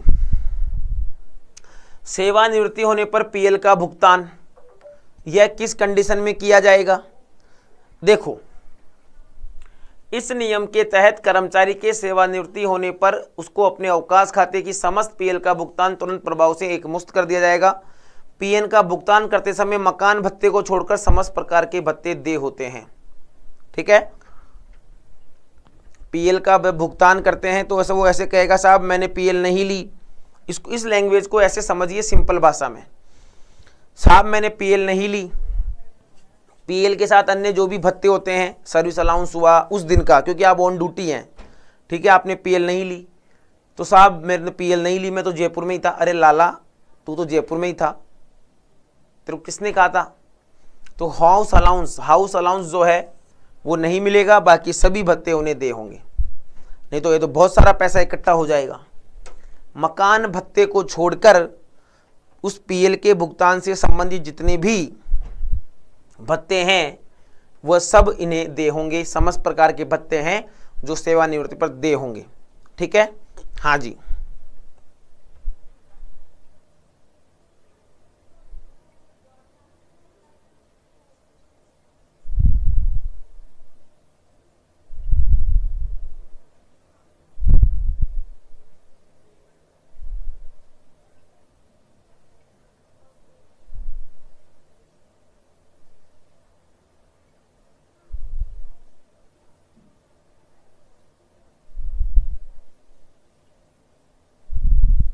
हाँ।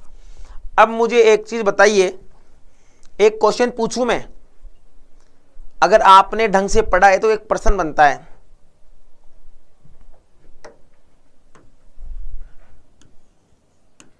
नियम 91B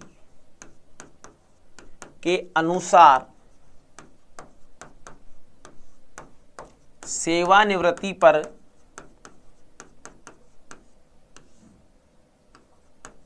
कर्मचारी को कितने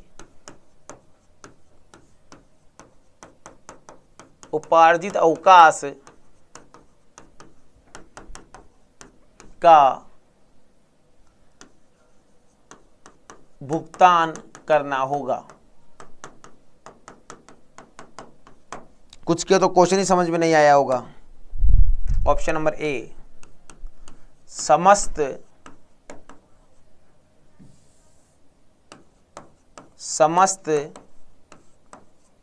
उपार्जित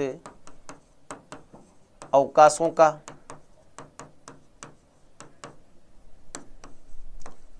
300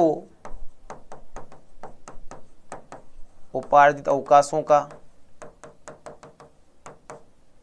सी शेष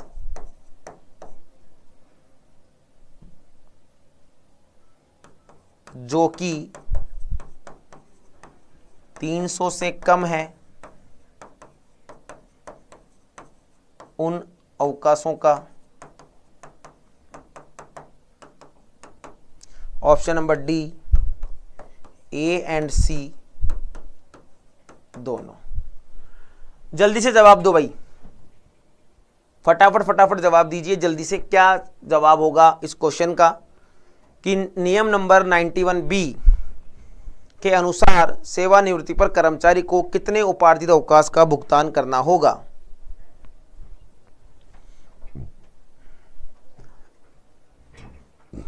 फटाफट बताइए।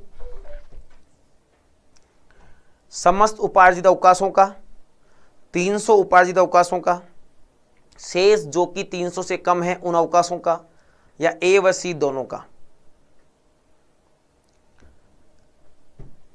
क्या सोच रहे हो भाई? जवाब नहीं मिला तुम्हें? संजय का जवाब आया है गुरुजी डी। जिनका जवाब नहीं आ रहा है क्या सोचे उनके बारे में?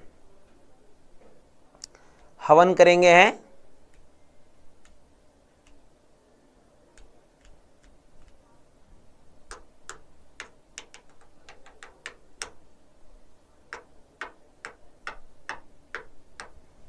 बहुत बढ़िया, ऐसे पढ़ोगे तो जल्दी नौकरी लग जाओगे तुम।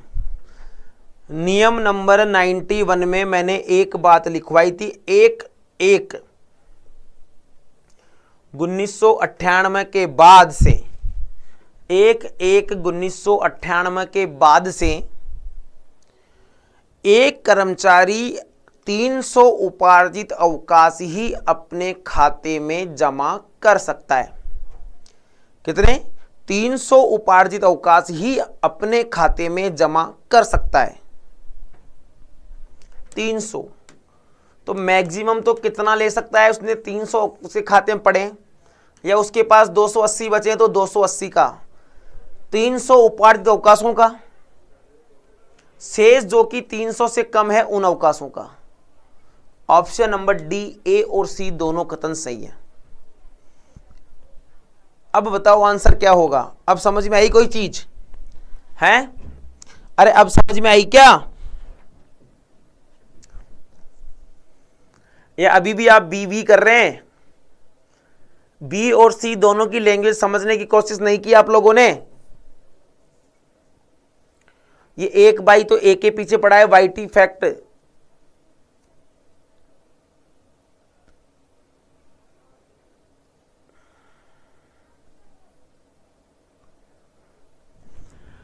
दोनों सही हैं।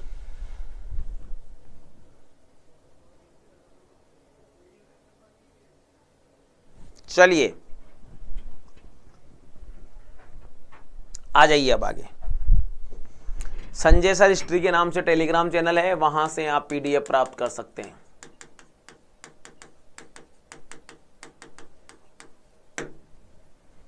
क्लियर है? चलिए, कर्मचारी की मृत्यु होने पर पीएल का भुगतान। कर्मचारी की मृत्यु होने पर,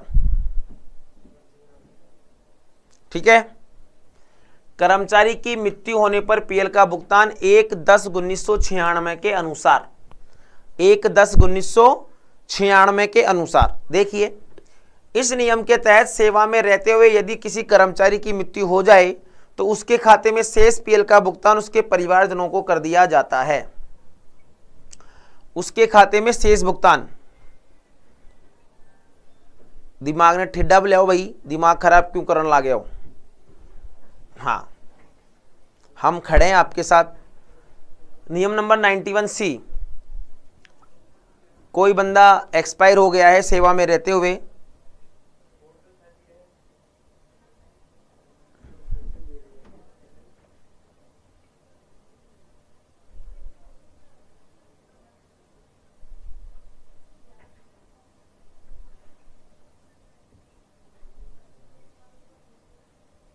हाँ ठीक है, या तो विधवा को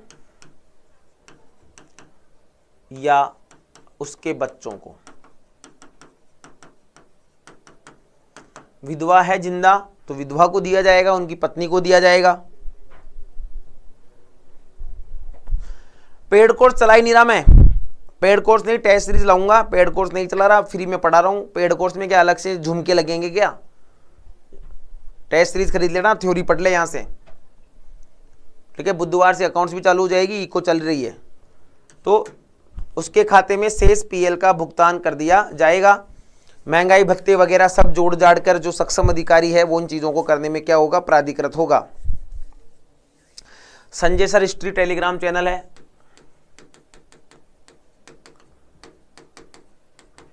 यहां पर पहले की पीडीएफ भी पड़ी हुई है और आज की भी अपलोड हो जाएगी, अभी कुछ क्लास खत्म होने के कुछ समय के बाद।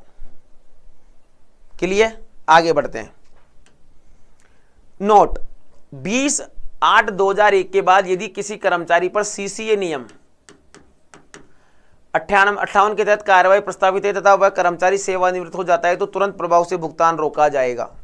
सीसीए की कार्रवाई, सीसीए की कार्यवाही से मतलब यह है कि उस पर किसी प्रकार का उसको चार्ज शीट दे रखी है, चार्ज शीट, उसको चार्ज शीट दे रखी है, ठीक है। कार्रवाई उसके ऊपर चल रही थी, ठीक है। कार्रवाई जब उसके ऊपर चल रही थी, कार्रवाई चल रही है, वो हेड ऑफिस में बैठा है, ठीक है। सीसी कार्रवाई चल रही है, उसके ऊपर अनुशासनहीनता, कर्तव्यहीनता, इस प्रकार की कोई कार्यवाही चल रही है और उसी दौरान वो सेवानिवृत्त हो जाता है तो उसे तुरंत प्रभाव से क्या नहीं मिलेगा? उपार्जित अवकाश नहीं मिलेगा, तुरंत प्रभाव से उसका भुगतान रोका जाएगा। तुरंत प्रभाव से उसका भुगतान रोका जाएगा। इन लाइनों से इतने प्यारे प्यारे क्वेश्चन बन सकते हैं और ऐसे ही क्वेश्चन आपसे पूछे जाएंगे, फैक्ट नहीं लॉजिकल क्वेश्चन आपसे पूछे जाएंगे, तो फिर याद रखिएगा क्या होगा क्या नहीं होगा। तो एक एक लाइन आपके लिए इंपॉर्टेंस रख ली, इसलिए मैं थोड़ा एक एक बात को रोक रोक कर आपको समझाने की कोशिश कर रहा हूं कि आपका मामला ढंग से सेट हो जाए। हाँ ठीक है, क्लियर है यहां तक?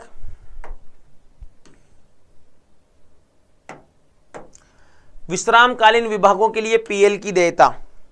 विश्रामकालीन विभाग शिक्षा विभाग, विश्रामकालीन विभाग शिक्षा विभाग और न्यायालयिक कर्मचारी, दो विभाग है राजस्थान में, एक तो शिक्षा, एक न्यायालय,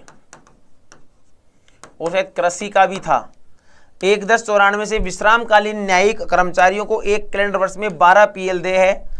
यदि पीएल का उपभोग न करे तो 18 पीएल दे होती है।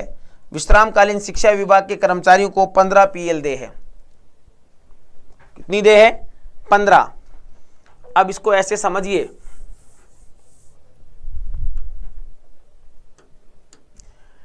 देखो न्यायालय का मामला थोड़ा अलग है, यहां से भी डिप्लोमेटिक क्वेश्चन बन सकता है। एक वर्ष में कितनी? 12। एक वर्ष में कितनी दे होगी? 739, हाँ 7×39। एक कैलेंडर वर्ष में 12 पीएल दे। यदि पीएल का उपभोग न करे तो 18, मान लो एक वर्ष में 12 है, इसने 12 पीएल का उपभोग नहीं किया।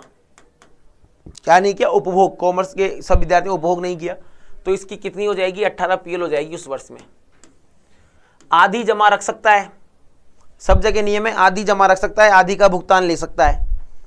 शिक्षा विभाग में 18 पीएल दे होंगी, नहीं शिक्षा विभाग में 15 पीएल दे होंगी, तो वो 7.5 का तो भुगतान प्राप्त कर सकता है और 7.5 का को शेष रख सकता है, खाते में जमा रख सकता है। खाते में क्या कर सकता है? जमा कर सकता है। ठीक है, हाँ देखो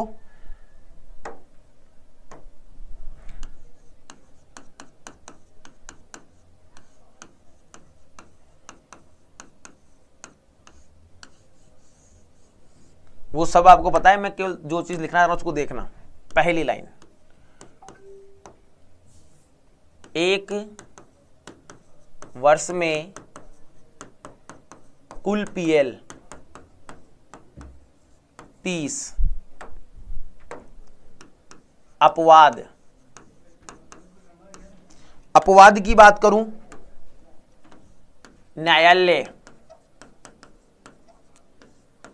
12, शिक्षा विभाग 15, 12 नहीं लेने पर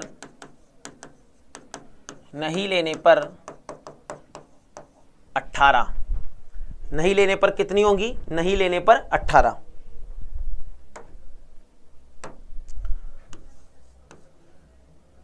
कुल खाते में जमा मैक्सिमम 300, वर्ष में 2 बार, 1 जन 15, 1 जुलाई 15, आरएसी 1 वर्ष 42 पीएल। आरएसी का कर्मचारी है 1 वर्ष में 42 पीएल। लाइक शेयर करते रहो भैया। एक लास्ट, माह के मध्य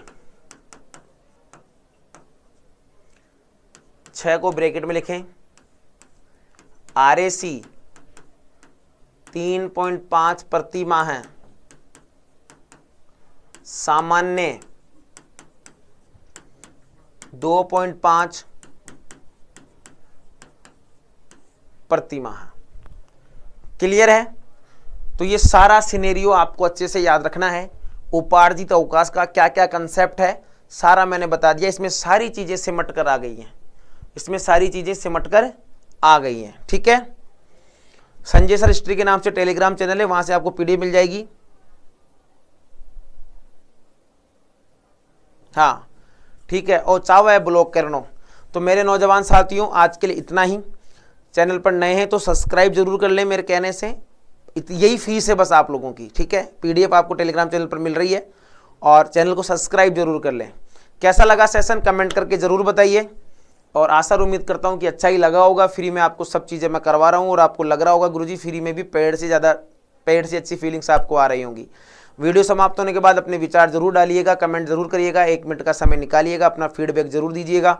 हंसते खेलते मुस्कुराते रहें, माता पिता भारत माता की सेवा करें और महिलाओं का सम्मान करना ना भूलें। नमस्कार, धन्यवाद, जय हिंद, जय भारत दोस्तों। नमस्कार मेरे नौजवान साथियों, कैसे हैं आप सभी लोग। आप सभी का स्वागत है आपके अपने यूट्यूब चैनल क्लास 24 आप लोग राजस्थान पर। जी हाँ, हंसते खेलते मुस्कुराते रहिए, सभी स्वस्थ रहें, मस्त रहें, अपनों के साथ होंगे। देखिए जी हाँ, समय बिल्कुल अब 106 दिन का समय हमारे पास शेष बचा है। ठीक है, समय धीरे धीरे निकलता जा रहा है, चीज़ें धीरे धीरे बिगड़ती जा रही हैं। मतलब बिगड़ने से मतलब कि समय जब निकलता जा रहा है तो हम तैयारी कितनी अच्छी कर पा रहे हैं, कितनी नहीं कर पा रहे हैं, उन सभी की बातों पर आपको देखना होगा।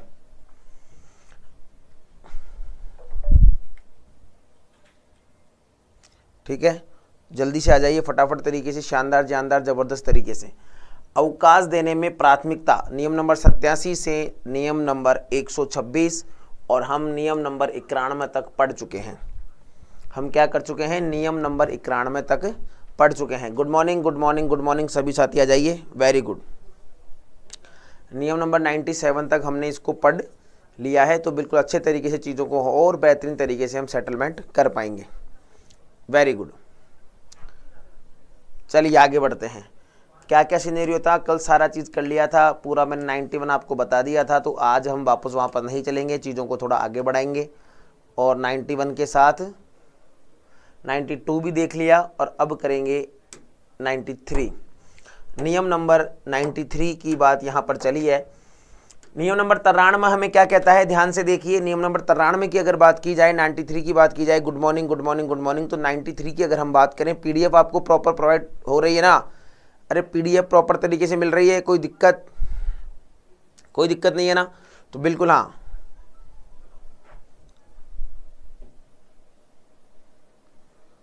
मीनाक्षी यादव, मैं देखूंगा। देखें आज वैसे मेरे हिसाब से तो सब डाल दिए, वो मेरे पास है फ़ोन में, मैं आज देख लेता हूँ। ठीक है, और एक बार सबको डाल देता हूँ, या ऐसा करेंगे कि आज की फाइल के साथ सभी फाइलों को एक बार मर्ज करके और उसकी एक कंप्लीट पीडीएफ में पहले से लेकर आज तक की क्लास की कंप्लीट पीडीएफ डाल देता हूँ, ताकि उसे आप रिवाइज कर लेना। ठीक है, डन। अब तक की सारी यहाँ तक जो पढ़ाऊँगा उसकी कंप्लीट फाइल मैं उन सबको मर्ज करके आपको एक ही फाइल में पूरी पीडीएफ प्रोवाइड करवाने की कोशिश करता हूँ। देखो, अर्ध वेतन अवकाश, रूपांतरित अवकाश की देयता। अर्ध वेतन अवकाश क्या होता है, अर्ध वेतन आधे वेतन पर अवकाश। चिकित्सा कारणों के आधार पर एक वित्तीय वर्ष में किसी कर्मचारी के खाते में 20 एचपीएल देय होती है। ठीक है, यानी 20 अर्ध वेतन। ठीक है, कर्मचारी अपनी सुविधा के अनुरूप इस एचपीएल को पूर्ण अवकाश में परिवर्तित करा सकता है। क्या करा सकता है, हाँ, इसको परिवर्तन करा सकता है। ठीक है, चलिए, वेरी गुड। ठीक है, अर्ध वेतन जो अवकाश है वो चिकित्सा कारणों से या निजी कारणों से, निजी कारणों से आप ऑफिस आए। ठीक है, ऑफिस आने के साथ ही चीज़ें थोड़ी बिगड़ी और आप आधी छुट्टी लेकर निकल लिए। ठीक है, तो उसे आप पूर्ण अवकाश में भी बदल सकते हैं। क्या कर सकते हैं, उसे आप पूर्ण अवकाश में भी परिवर्तित कर सकते हैं कि नहीं यार, आधा नहीं पूरा ही रहना पड़ेगा, पूरा ही जाना पड़ेगा, तो पूरा मामला भी आप यहाँ पर सेट कर सकते हैं। कर्मचारी अपनी अर्ध वेतन को क्या कर सकता है, बदल सकता है।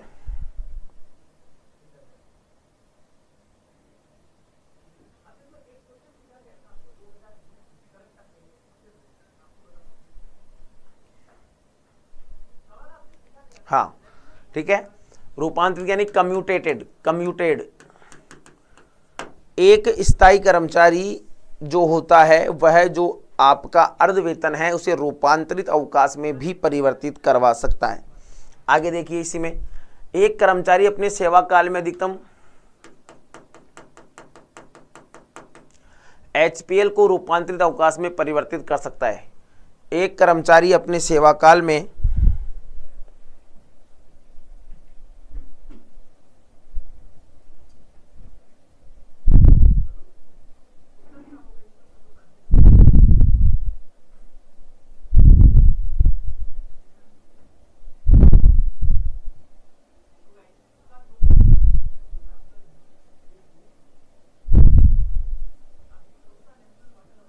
हाँ क्लियर है यहाँ तक। कल से होगी चेतना मीणा, कल से। विशेष मामलों में यदि कर्मचारी के खाते में किसी भी प्रकार की एचपीएल बकाया नहीं है तो कर्मचारी को आधे अवकाश का लाभ दिया जा सकता है। क्या? एक भी एचपीएल बकाया नहीं है तो कर्मचारी को आधे अवकाश, ठीक है, नॉन पेमेंट पर भी आपका मामला सेट हो सकता है, आधे अवकाश दिया जा सकता है। क्या दिया जा सकता है? आधे अवकाश जो है वह दिया जा सकता है। यह भी आपको अच्छे से याद रखना है, ठीक है। तो याद रखिए यहाँ पर देखो, एक स्थायी कर्मचारी को 360, एक बार में 90, चिकित्सा प्रमाण पत्र पर 180 आदि अवकाश। ऐसा अवकाश सक्षम अधिकारी द्वारा तभी स्वीकृत किया जाएगा जब कर्मचारी की स्थिति चिकित्सा दृष्टिकोण से सही नहीं है। समझ रहे हैं आप मेरी बात? आधे अवकाश, हाँ ठीक है, हाँ एक पूर्ण वर्ष में। तो यहां पर चीजें दिमाग अच्छे तरीके से याद रखिए कि ऐसा अवकाश सक्षम अधिकारी द्वारा तभी स्वीकृत किया जाएगा जब वो मेडिकल अभिरक्षा में यानी चिकित्सा के माध्यम से वह बिल्कुल भी सही नहीं है, तब ऐसा होगा। आधे अवकाश अधिकतम 360 एचपीएल तक स्वीकृत होता है, ठीक है, हाँ 360 एचपीएल तक आधे अवकाश हमेशा स्वीकृत हो सकता है, बिल्कुल 10B 10B 7 10B, ठीक है। परिभाषा की बात वहां पर चल रही है, फटाफट सेशन को लाइक और शेयर जरूर कर दें। तो आधे अवकाश का कंसेप्ट यहां पर है। नियम नंबर 93A समझिए, टीबी है, कोई कर्मचारी और पुलिस सेवा में है। टीबी के मामले में कोई कर्मचारी पुलिस सेवा में है, यदि कर्मचारी के खाते में किसी भी प्रकार का अवकाश शेष नहीं है और उस बंदे के टीबी हो जाती है तो 360 एचपीएल को उसके खाते में अग्रिम रूप से जमा कर दिया जाता है। 360 अर्ध वेतन अवकाश को हाफ पेमेंट लीव, ठीक है, एचपीएल को हाफ पेमेंट लीव, एचपीएल को क्या कर दिया जाता है? उसके खाते में अग्रिम रूप से जमा कर दिया जाता है। यहां से इस प्रकार से मैं पूछ ले, देखिए हमें पूछे एक पुलिस कर्मचारी के खाते में कोई भी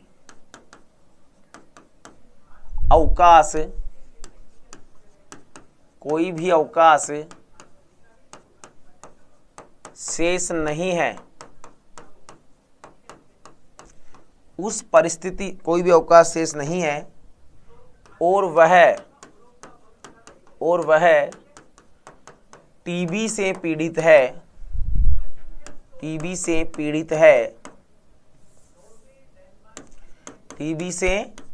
है, तब उसे कौन सा अवकाश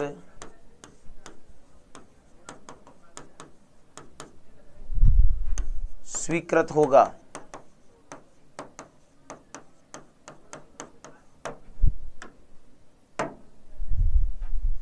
एक्शन नंबर ए,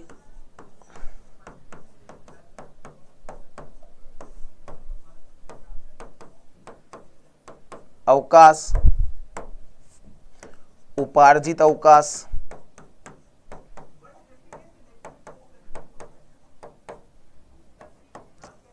आधे अवकाश,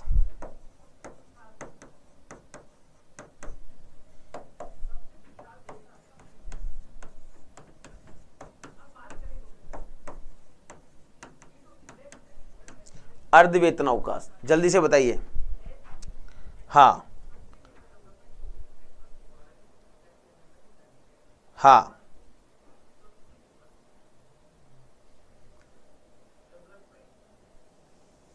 पढ़िए, बिल्कुल मन लगेगा। अभी 2-5 दिन तो मन लगा के पढ़िए। इसका सही जवाब क्या होगा जल्दी से बताइए। तो इसका सही जवाब होगा अर्ध वेतन अवकाश 360 दिन अग्रिम उसके खाते में जमा कर दिया जाएगा और उसे 6 माह के लिए चिकित्सा प्रमाण पत्र के आधार पर उसे अवकाश प्रदान कर दिया जाएगा। तो यह नियम नंबर 93A जो हमें ये कह रहा है उसके बारे में भी आपको बेहतरीन तरीके से याद रखना होगा। चलिए दोस्तों आगे बढ़ते हैं।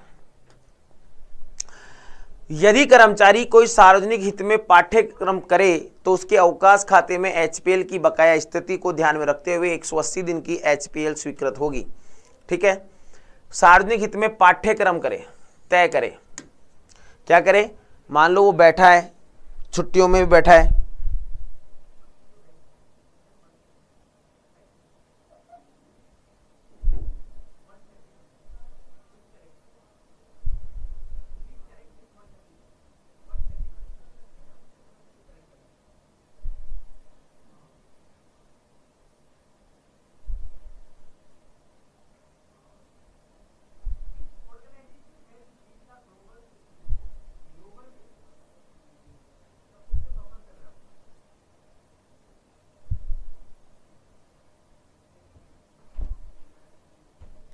क्लियर है यहां तक सभी को? कैटेगरी से 141 बिल्कुल हो सकता है, कैटेगरी से कोई बड़ी बात नहीं है। यदि कोई कर्मचारी सार्वजनिक में पाठ्यक्रम तय करे तो उसके अवकाश खाते में एचपीएल की बकाया स्थिति को ध्यान में रखते हुए 180 दिन की एचपीएल उसे स्वीकृत होगी। कितने दिन की? 180 दिन की हाफ पेमेंट लीव एचपीएल जो है उसे क्या कर दी जाएगी? स्वीकृत कर दी जाएगी। नियम नंबर 94, सेवा समाप्ति पर अवकाश। सेवा समाप्ति अवकाश, सेवा समाप्ति अवकाश। देखिए, ऐसे अवकाश सामान्य तौर पर अस्थायी कर्मचारियों को ही स्वीकृत किए जाते हैं। सबसे पहले तो ये देख लो नॉर्मल कंडीशन क्या है। नॉर्मल कंडीशन देखो कि सेवा समाप्ति अवकाश के बारे में नॉर्मल कंडीशन है कि भैया जो सेवा समाप्ति का अवकाश है वो किसको दिया जाएगा? अस्थायी कर्मचारियों को ही दे होता है। किसको दे होता है? अस्थायी कर्मचारियों को ही दिया जाएगा। सक्षम अधिकारी ऐसे अवकाशों को अपने विवेक के आधार पर स्वीकृत कर सकता है। इस नियम के तहत शिक्षार्थी को यह लाभ दे नहीं होता। शिक्षार्थी को यह लाभ दे नहीं होता। कोई पढ़ने वाला टाबर है, ठीक है, तो उसे यह लाभ नहीं होगा। शिक्षार्थी का परिभाषा मैंने आपको बताई थी, क्या है?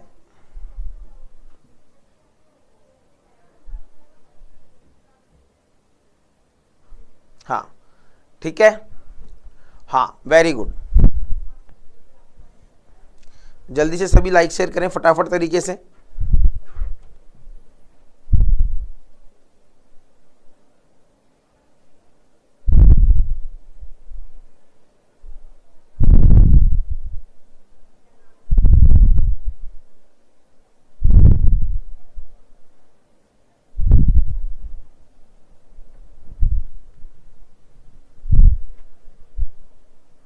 हाँ, शिक्षार्थी का मतलब क्या है बताओ? शिक्षार्थी का मतलब ऐसा है, कहाँ गया शिक्षार्थी? शिक्षार्थी का तात्पर्य उससे है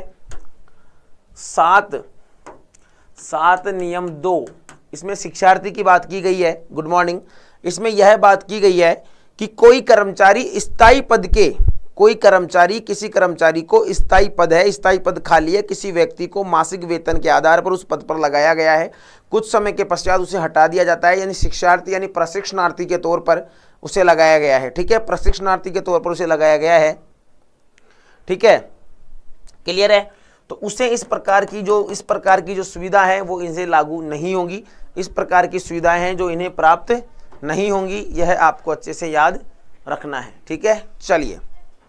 हाँ भैया, चल क्लियर है? सेवा समाप्ति पर अवकाश अस्थायी कर्मचारी को दिया जाएगा, ठीक है, परंतु शिक्षार्थी को नहीं दिया जाएगा। अवकाश अवधि सेवा व्यवधान नहीं है। अवकाश अवधि की जो सेवा है वो किसी प्रकार का व्यवधान नहीं है। ठीक है, हाँ, अपने विवेक के आधार पर देगा वो। ठीक है, सामान्य तौर पर यदि कोई अस्थायी कर्मचारी अपने पद के समान संवर्ग में ही स्थायी रूप से नियुक्त है तो उसकी पिछली सेवा अवकाश अवधि के तहत माना जाएगा। उसकी पिछली सेवा को अवकाश अवधि के तहत माना जाएगा। देखिए, अवकाश अवधि सेवा व्यवधान नहीं है, सेवा का व्यवधान नहीं है। अगर मान लो वो व्यक्ति है, कोई अस्थायी कर्मचारी है, वह किसी पद पर अस्थायी रूप से लगा हुआ है और वो उसी डिपार्टमेंट में, उसी संवर्ग में, उसी कैटेगरी में स्थायी रूप से नियुक्त है और उसे कुछ समय के लिए यहां पर अस्थायी रूप से पोस्टिंग दे दी गई है,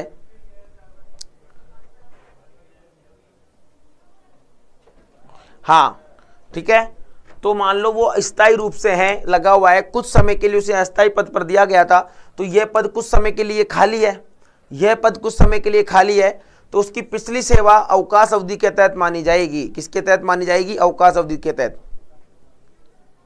ठीक है, हाँ मिनिस्ट्रियल एम्प्लॉइज को तो जो रिजर्वेशन मिल रहा है वो मिलेगा ना, मंत्रालयिक कर्मचारियों को अलग से मिलेगा उनको रिजर्वेशन।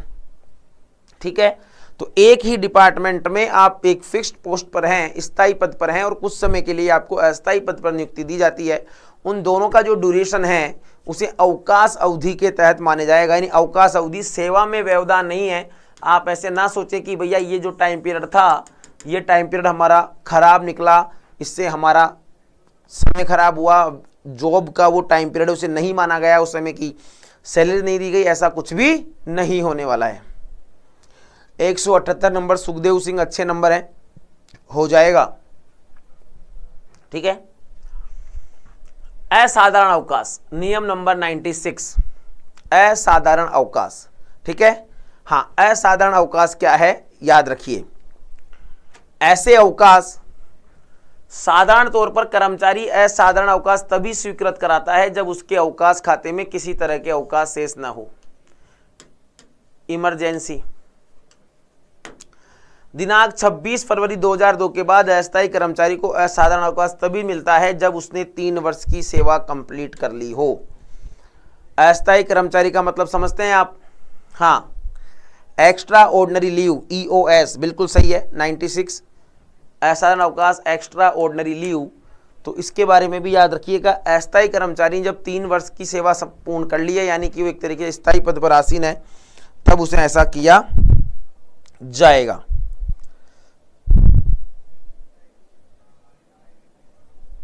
हाँ ठीक है, वेरी गुड।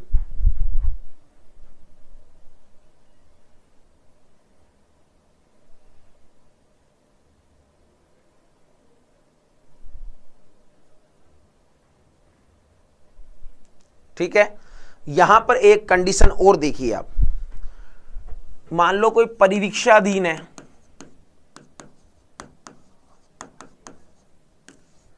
परिवीक्षाधीन है, उसे 3 माह का असाधारण अवकाश दिया जा सकता है।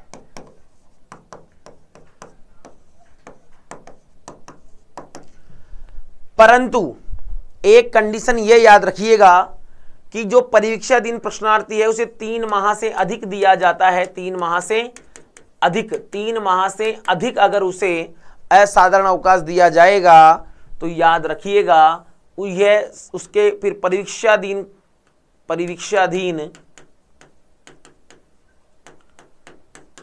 समय पर फर्क पड़ेगा। उसका जो परिवीक्षाधीन जो ड्यूरेशन है उस पर फर्क पड़ने वाला है। ठीक है, सेकंड पार्ट कहाँ से कवर करें? यहाँ से ही कवर कर लें। कल से अकाउंट्स की क्लास भी चालू हो रही है और मेरे जस्ट पहले 9 बजे इकोनॉमिक्स की क्लास होती है, तो इकोनॉमिक्स वहाँ से पढ़ लें। सेकंड पेपर में RSR में आपको पढ़ाई रहा हूँ, और उसके बाद अकाउंट्स की क्लास है जो भी आपके यहाँ पर लगने वाली है कल से। अस्थायी कर्मचारी को अधिकतम 18 माह का असाधारण अवकाश दे होगा। अस्थायी कर्मचारी को अधिकतम कितने महीने का? 18 माह का असाधारण अवकाश दे होगा। 1/1/2007 के बाद परीक्षाधीन अवधि में अधिकतम 3 माह का असाधारण अवकाश दे है। जैसा कि मैंने आपको पहले बताया है, वह बात आपको यहां से अच्छे से याद रखनी है। ठीक है, तो परिवीक्षाधीन के अंदर आप हैं, प्रभावित कैसे होगा? उसका जो परिवीक्षाधीन कार्य काम है, उसकी जो अवधि है वो बढ़ जाएगी। 2 साल में अगर उसका परीक्षाधीन पूरा हो रहा है तो कुछ समय के लिए यहाँ पर बढ़ा देंगे। ठीक है, ठीक है, कुछ समय के लिए यहाँ से वो ड्यूरेशन जो है वो एक्सटेंड हो जाएगा। आप 2 साल में परमानेंट हो रहे थे, 2 साल का आपका परीक्षाधीन अवधि थी, वो बढ़ जाएगी जिस हिसाब से आप छुट्टियां आगे लेंगे। तो परीक्षाधीन समय में कितने माह का असाधारण अवकाश दे होगा? केवल 3 माह का दे होगा। अस्थायी कर्मचारी को अवधि 18 माह का असाधारण अवकाश क्या है दोस्तों? दे होगा। चलो, विपरीत परिस्थितियों में असाधारण अवकाश परिवीक्षाधीन कर्मचारी को 3 माह से अधिक भी स्वीकृत है, जैसा कि मैंने आपको पहले बताया था। ठीक है, हाँ, कि अस्थायी कर्मचारियों के बाद परीक्षा दिन की अवधि की हमने बात की, और अगर विपरीत परिस्थितियों में उसे 3 माह से अधिक भी स्वीकृत किया जा सकता है। परंतु देखिए, परंतु 3 माह से अधिक यदि कोई कर्मचारी असाधारण अवकाश ले तो अधिक ली गई अवधि उसके परीक्षाधीन काल को प्रभावित करती है। क्या करती है? उसके परीक्षाधीन कार्यालय परीक्षाधीन अवधि को क्या करती है? परिवर्तित करती है, याद रखिएगा।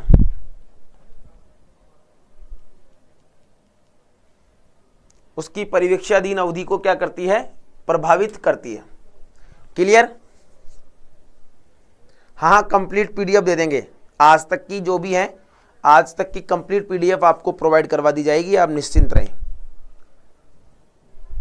हाँ, तो 3 माह से अधिक यदि कोई कर्मचारी असाधारण अवकाश ले तो अधिक ली गई अवधि उसके परीक्षाधीन काल में को क्या करती है? प्रभावित करती है। क्या करती है दोस्तों? उसको प्रभावित करती है। क्लियर है? जो चीजें हमने पहले देखी वही चीजें आपको यहां से याद रखनी है।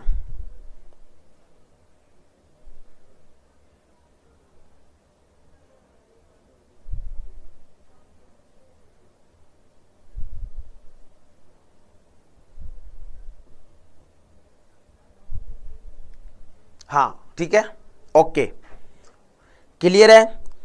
असाधारण अवकाश विशेष परिस्थितियों में,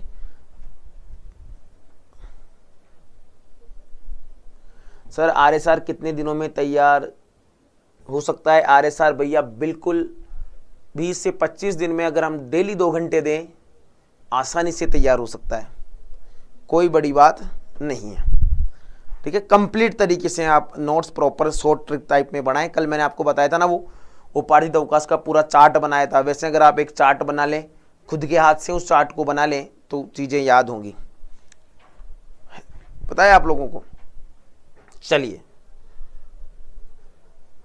97 अवकाश वेतन की राशि, अवकाश वेतन की राशि, ठीक है। हाँ, जल्दी जल्दी बताओ अवकाश वेतन की राशि।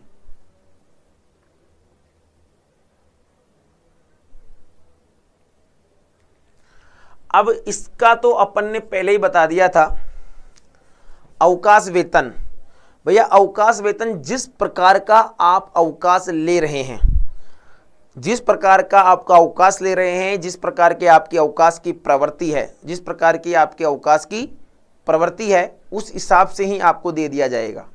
तो क्या है, सामान्य तौर पर अवकाश वेतन की राशि अवकाश की प्रवृत्ति के तहत ही निर्धारित होती है।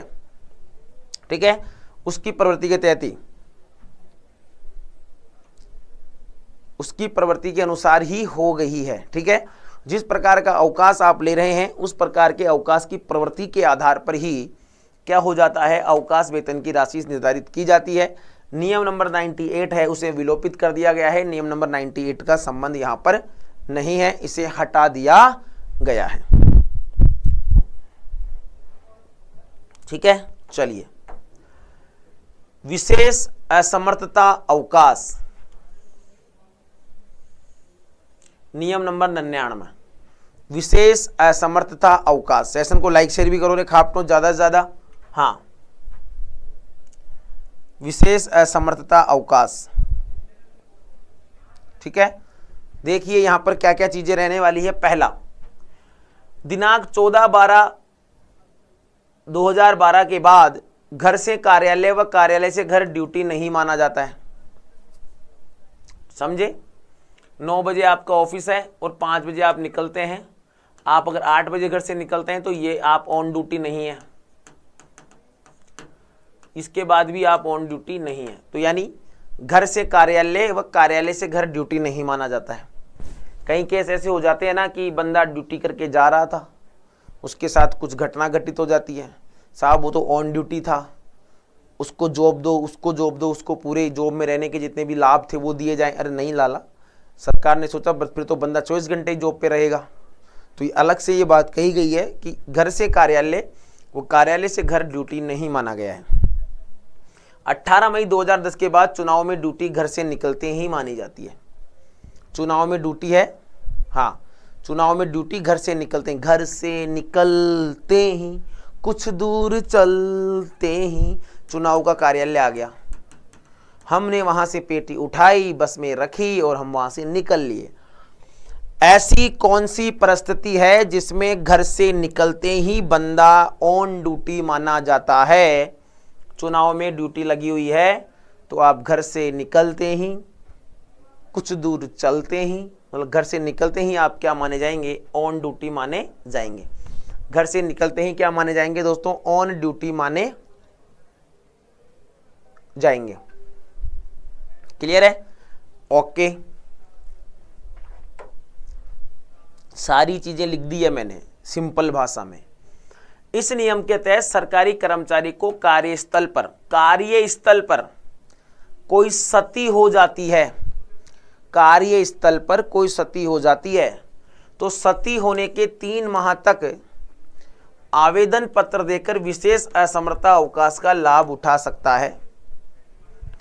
मान लो भाई साहब ऑफिस में था, ऑफिस में काम करते समय सीपीयू उसके पैर पर गिर गया, गुड मॉर्निंग बेचारा के पैर में लग गई, ठीक है। ऑफिस के काम से कहीं जा रहा था, मान लीजिए कोई आप अकाउंटेंट हैं, टीआरए हैं, आप ऑफिस के काम से बाजार में जा रहे हैं, मार्केट में कहीं जा रहे हैं, चीज़ों को देखने, पटवारियों की मीटिंग लेने जा रहे हैं, गाड़ी आप दुर्घटना हो जाती है, आपकी लग जाती है, तो आप आवेदन पत्र देंगे, साहब मैं कार्यस्थल पर था, मैं ऑन ड्यूटी था, ऑन ड्यूटी पर मेरे साथ ये घटना घटित हो गई है और तो मुझे 3 माह तक का एक विशेष समर्था अवकाश दे दिया जाना चाहिए।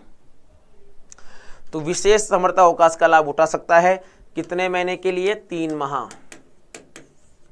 कार्यस्थल पर अगर कोई चोट लग जाए तो 3 माह का असमर्थता अवकाश जो है वह उठा सकता है। Clear? Okay, very good. CPO को क्या कुछ तो बताएं। गाड़ी में जा रहे हैं, सीट बेल्ट नहीं लगा रखी, ड्राइवर ने ब्रेक लगा दी, आपका सिर कांच पे, पता चला कांच भी फूट गया, सिर भी फूट गया, ठीक है। आपने कहा साहब मेरी तो मानसिक स्थिति उस दिन से बड़ी दयनीय है, तो मुझे विशेष असमर्थता अवकाश दो, मैं बिल्कुल किसी भी तरीके से सक्षम नहीं हूँ काम करने के लिए, किसी भी तरीके से क्या नहीं हूँ? सक्षम नहीं हूँ काम करने के लिए। हाँ, नहीं, डेट नहीं पूछी जाएगी, बहुत रेयर केस है ये। मानो 25 में से 1 क्वेश्चन पूछ ले तो पूछ ले, डेट का सीन नहीं है, ठीक है। और जो स्पेशल डेट्स होंगी वो भी मैं क्लास ले लूँगा जिसमें आपको बता दूंगा भाई दादा ये तारीख हैं जो याद रख लेना, बाकी इतनी तारीखें याद रखो कि क्या ही मतलब है, औचित्य नहीं है उस चीज़ का। सामान्य तौर पर विशेष असमर्थता अवकाश अधिकतम 24 माह तक दे होता है। सामान्य तौर पर कितने माह के लिए होता है? 24 माह के लिए दे होता है।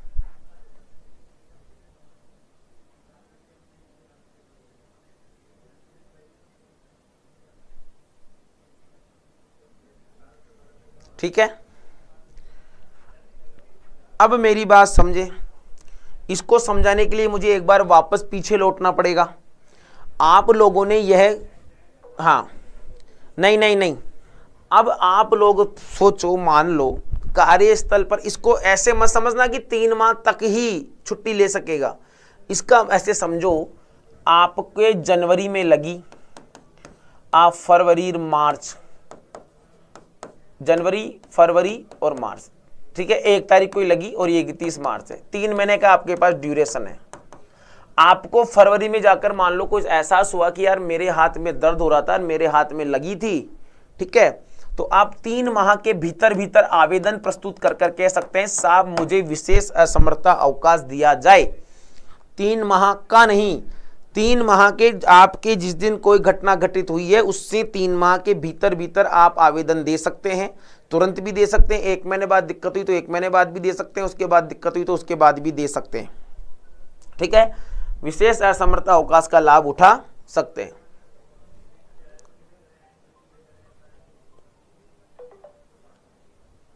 ठीक है, चलिए अब वापस आइए। सामान्य तौर पर विशेष असमर्थता अवकाश 24 माह तक दे होगा, ठीक है। हाँ, सामान्य तौर पर जो विशेष असमर्थता अवकाश है वो 24 माह के लिए दे होगा। यदि 24 माह उपरांत भी कर्मचारी की स्थिति में कोई सुधार न हो तो चिकित्सक चिकित्सा रिपोर्टों के आधार पर अवधि को आगे बढ़ाया जा सकता है। कितनी बढ़ाई जा सकती है इसके बारे में कोई जानकारी हमें नहीं है अभी तक। ठीक है, हाँ ठीक है। सामान्य तौर पर विशेष, अब देखो विशेष परिस्थितियों में अवकाश, विशेष असमर्थता अवकाश, यहां से पहली चीज कार्यस्थल पर कोई घटना घटित हो जाती है तो आपको 3 माह के भीतर आवेदन देकर आप विशेष असमर्थता अवकाश ले सकते हैं। सामान्य तौर पर 24 माह का विशेष असमर्थता अवकाश दिया जाता है, परंतु मान लो आप 24 माह में भी इतने फिट फॉर नहीं होते हैं, 24 माह मतलब 2 साल, तो चिकित्सा रिपोर्टों के आधार पर मामला सेट हो सकता है। अब भैया यहां बताओ, बंदा 2 साल तक ऑफिस ही नहीं आया, उसके वेतन पर कोई प्रभाव पड़ेगा? सरकार उसको पूरा वेतन देगी, आधा वेतन देगी? वेतन देगी ही नहीं। क्या पूरा वेतन देगी, आधा वेतन देगी? वेतन देगी ही नहीं। कि भैया तेरे को जॉब पे रख रहे हैं पर तू मस्त रहे, इतना पैसा हमारे पास नहीं है। ठीक है, हाय हेलो नमस्कार। तो देखिए अब क्या कंडीशन होगी। विशेष समर्था अवकाश के दौरान वेतन, कौन सी परिस्थिति में कौन सा वेतन दिया जाएगा, कौन सी परिस्थिति में कौन सा वेतन दिया जाएगा। उच्च सेवा में 120 दिन का अवकाश लिया पट्टे ने तो पूर्ण वेतन मिलेगा। 120 दिन से अधिक का अवकाश लिया विशेष असमर्था अवकाश तो भैया फिर अर्ध वेतन मिलेगा। फिर चलते जाओ, जितने समय मिलेगा अर्ध वेतन मिलेगा। चतुश्रेणी सेवा में 60 दिन के अवकाश पर पूर्ण वेतन मिलेगा और 60 दिन से अधिक के अवकाश पर अर्ध वेतन मिलेगा। क्या मिलेगा? अर्ध वेतन मिलेगा।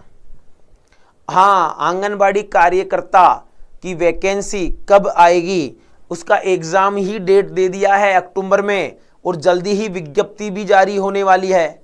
जल्द विज्ञप्ति भी जारी होने वाली है, याद रखिएगा, जल्द ही विज्ञप्ति भी जारी होने वाली है। ठीक है, हाँ रोहित जी बिल्कुल याद रखिए। उच्च सेवा में 120 दिन तक पूर्ण वेतन, 120 दिन से अधिक पर अर्ध वेतन। चतुश्रेणी कैटेगरी में 60 दिन तक पूर्ण वेतन, 60 दिन से अधिक पर अर्ध वेतन। 3 माह के भीतर आप आवेदन कर छुट्टी स्वीकृत करवा सकते हैं। एक बार में 24 माह की छुट्टी स्वीकृत हो सकती है। ठीक है, क्लियर है। 24 माह बाद भी अगर आप फिट नहीं हुए हैं आने के लिए, हाँ 21 अक्टूबर कब है, आने के लिए अगर आप फिट फॉर नहीं हुए हैं तो चिकित्सा रिपोर्टों के आधार पर आपको आगे भी एक्सटेंड किया जा सकता है। ठीक है, और वेतन की बात आपने देख ही ली है, किस प्रकार किस कैटेगरी को किस हिसाब से वेतन दिया जाएगा, ये सारी चीजें आपके सामने लिखी हुई हैं। चलिए आगे बढ़ते हैं। नियम नंबर 100, असमर्थता अवकाश के दौरान सरकार द्वारा कोई क्षतिपूर्ति भत्ता स्वीकृत होने पर वेतन में कटौती। कोई क्षतिपूर्ति भत्ता होने पर सब भर सकते हैं, सब भर सकते हैं, महिलाएं, पुरुष नहीं। ठीक है, सब भर सकते हैं। आंगनबाड़ी कार्यकर्ता में महिलाएं होती है, पुरुष नहीं होते। असमर्थता अवकाश के दौरान सरकार द्वारा कोई क्षतिपूर्ति भत्ता स्वीकृत होने पर वेतन में कटौती हो जाएगी, पैसा काट लिया जाएगा।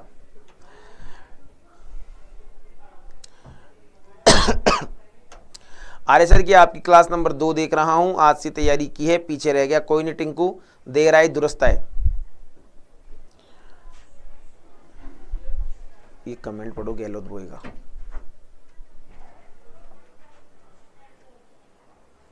ऐप, हाँ ठीक है, क्लियर है यहां तक सभी को? तो बिल्कुल शानदार तरीके से चीजों को मैनेज करें। इस नियम के तहत यदि असमर्थता अवकाश के दौरान क्षतिपूर्ति भत्ता मिले तो भत्ते के बराबर की राशि कर्मचारी के वेतन में से काट ली जाती है। कर्मचारी के व्यक्तिगत बीमा दावों पर इस नियम का कोई प्रभाव नहीं पड़ता है। हाँ ठीक है, क्या दिक्कत है भाई गहलोत बॉय, क्या समस्या आ रही है ऐप में, एक बार बताना देखा दोस्त, हमें भी सजेस्ट करो क्या दिक्कत आ रही हो सकता है हमें नहीं पता चल पा रहा हो और आप उसे यूज कर रहे हो, आपको पता चल पा रहा हो तो उसमें तुरंत प्रभाव से सुधार किया जाए।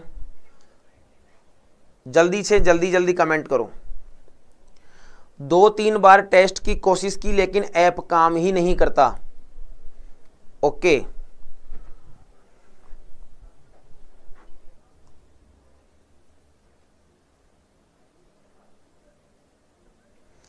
ठीक है, आगे से करवाएंगे। संडे वाले टेस्ट की बात करें ना, लाइव टेस्ट खुलता ही नहीं है। ओके कोई नहीं, इसके बारे में बात करते हैं।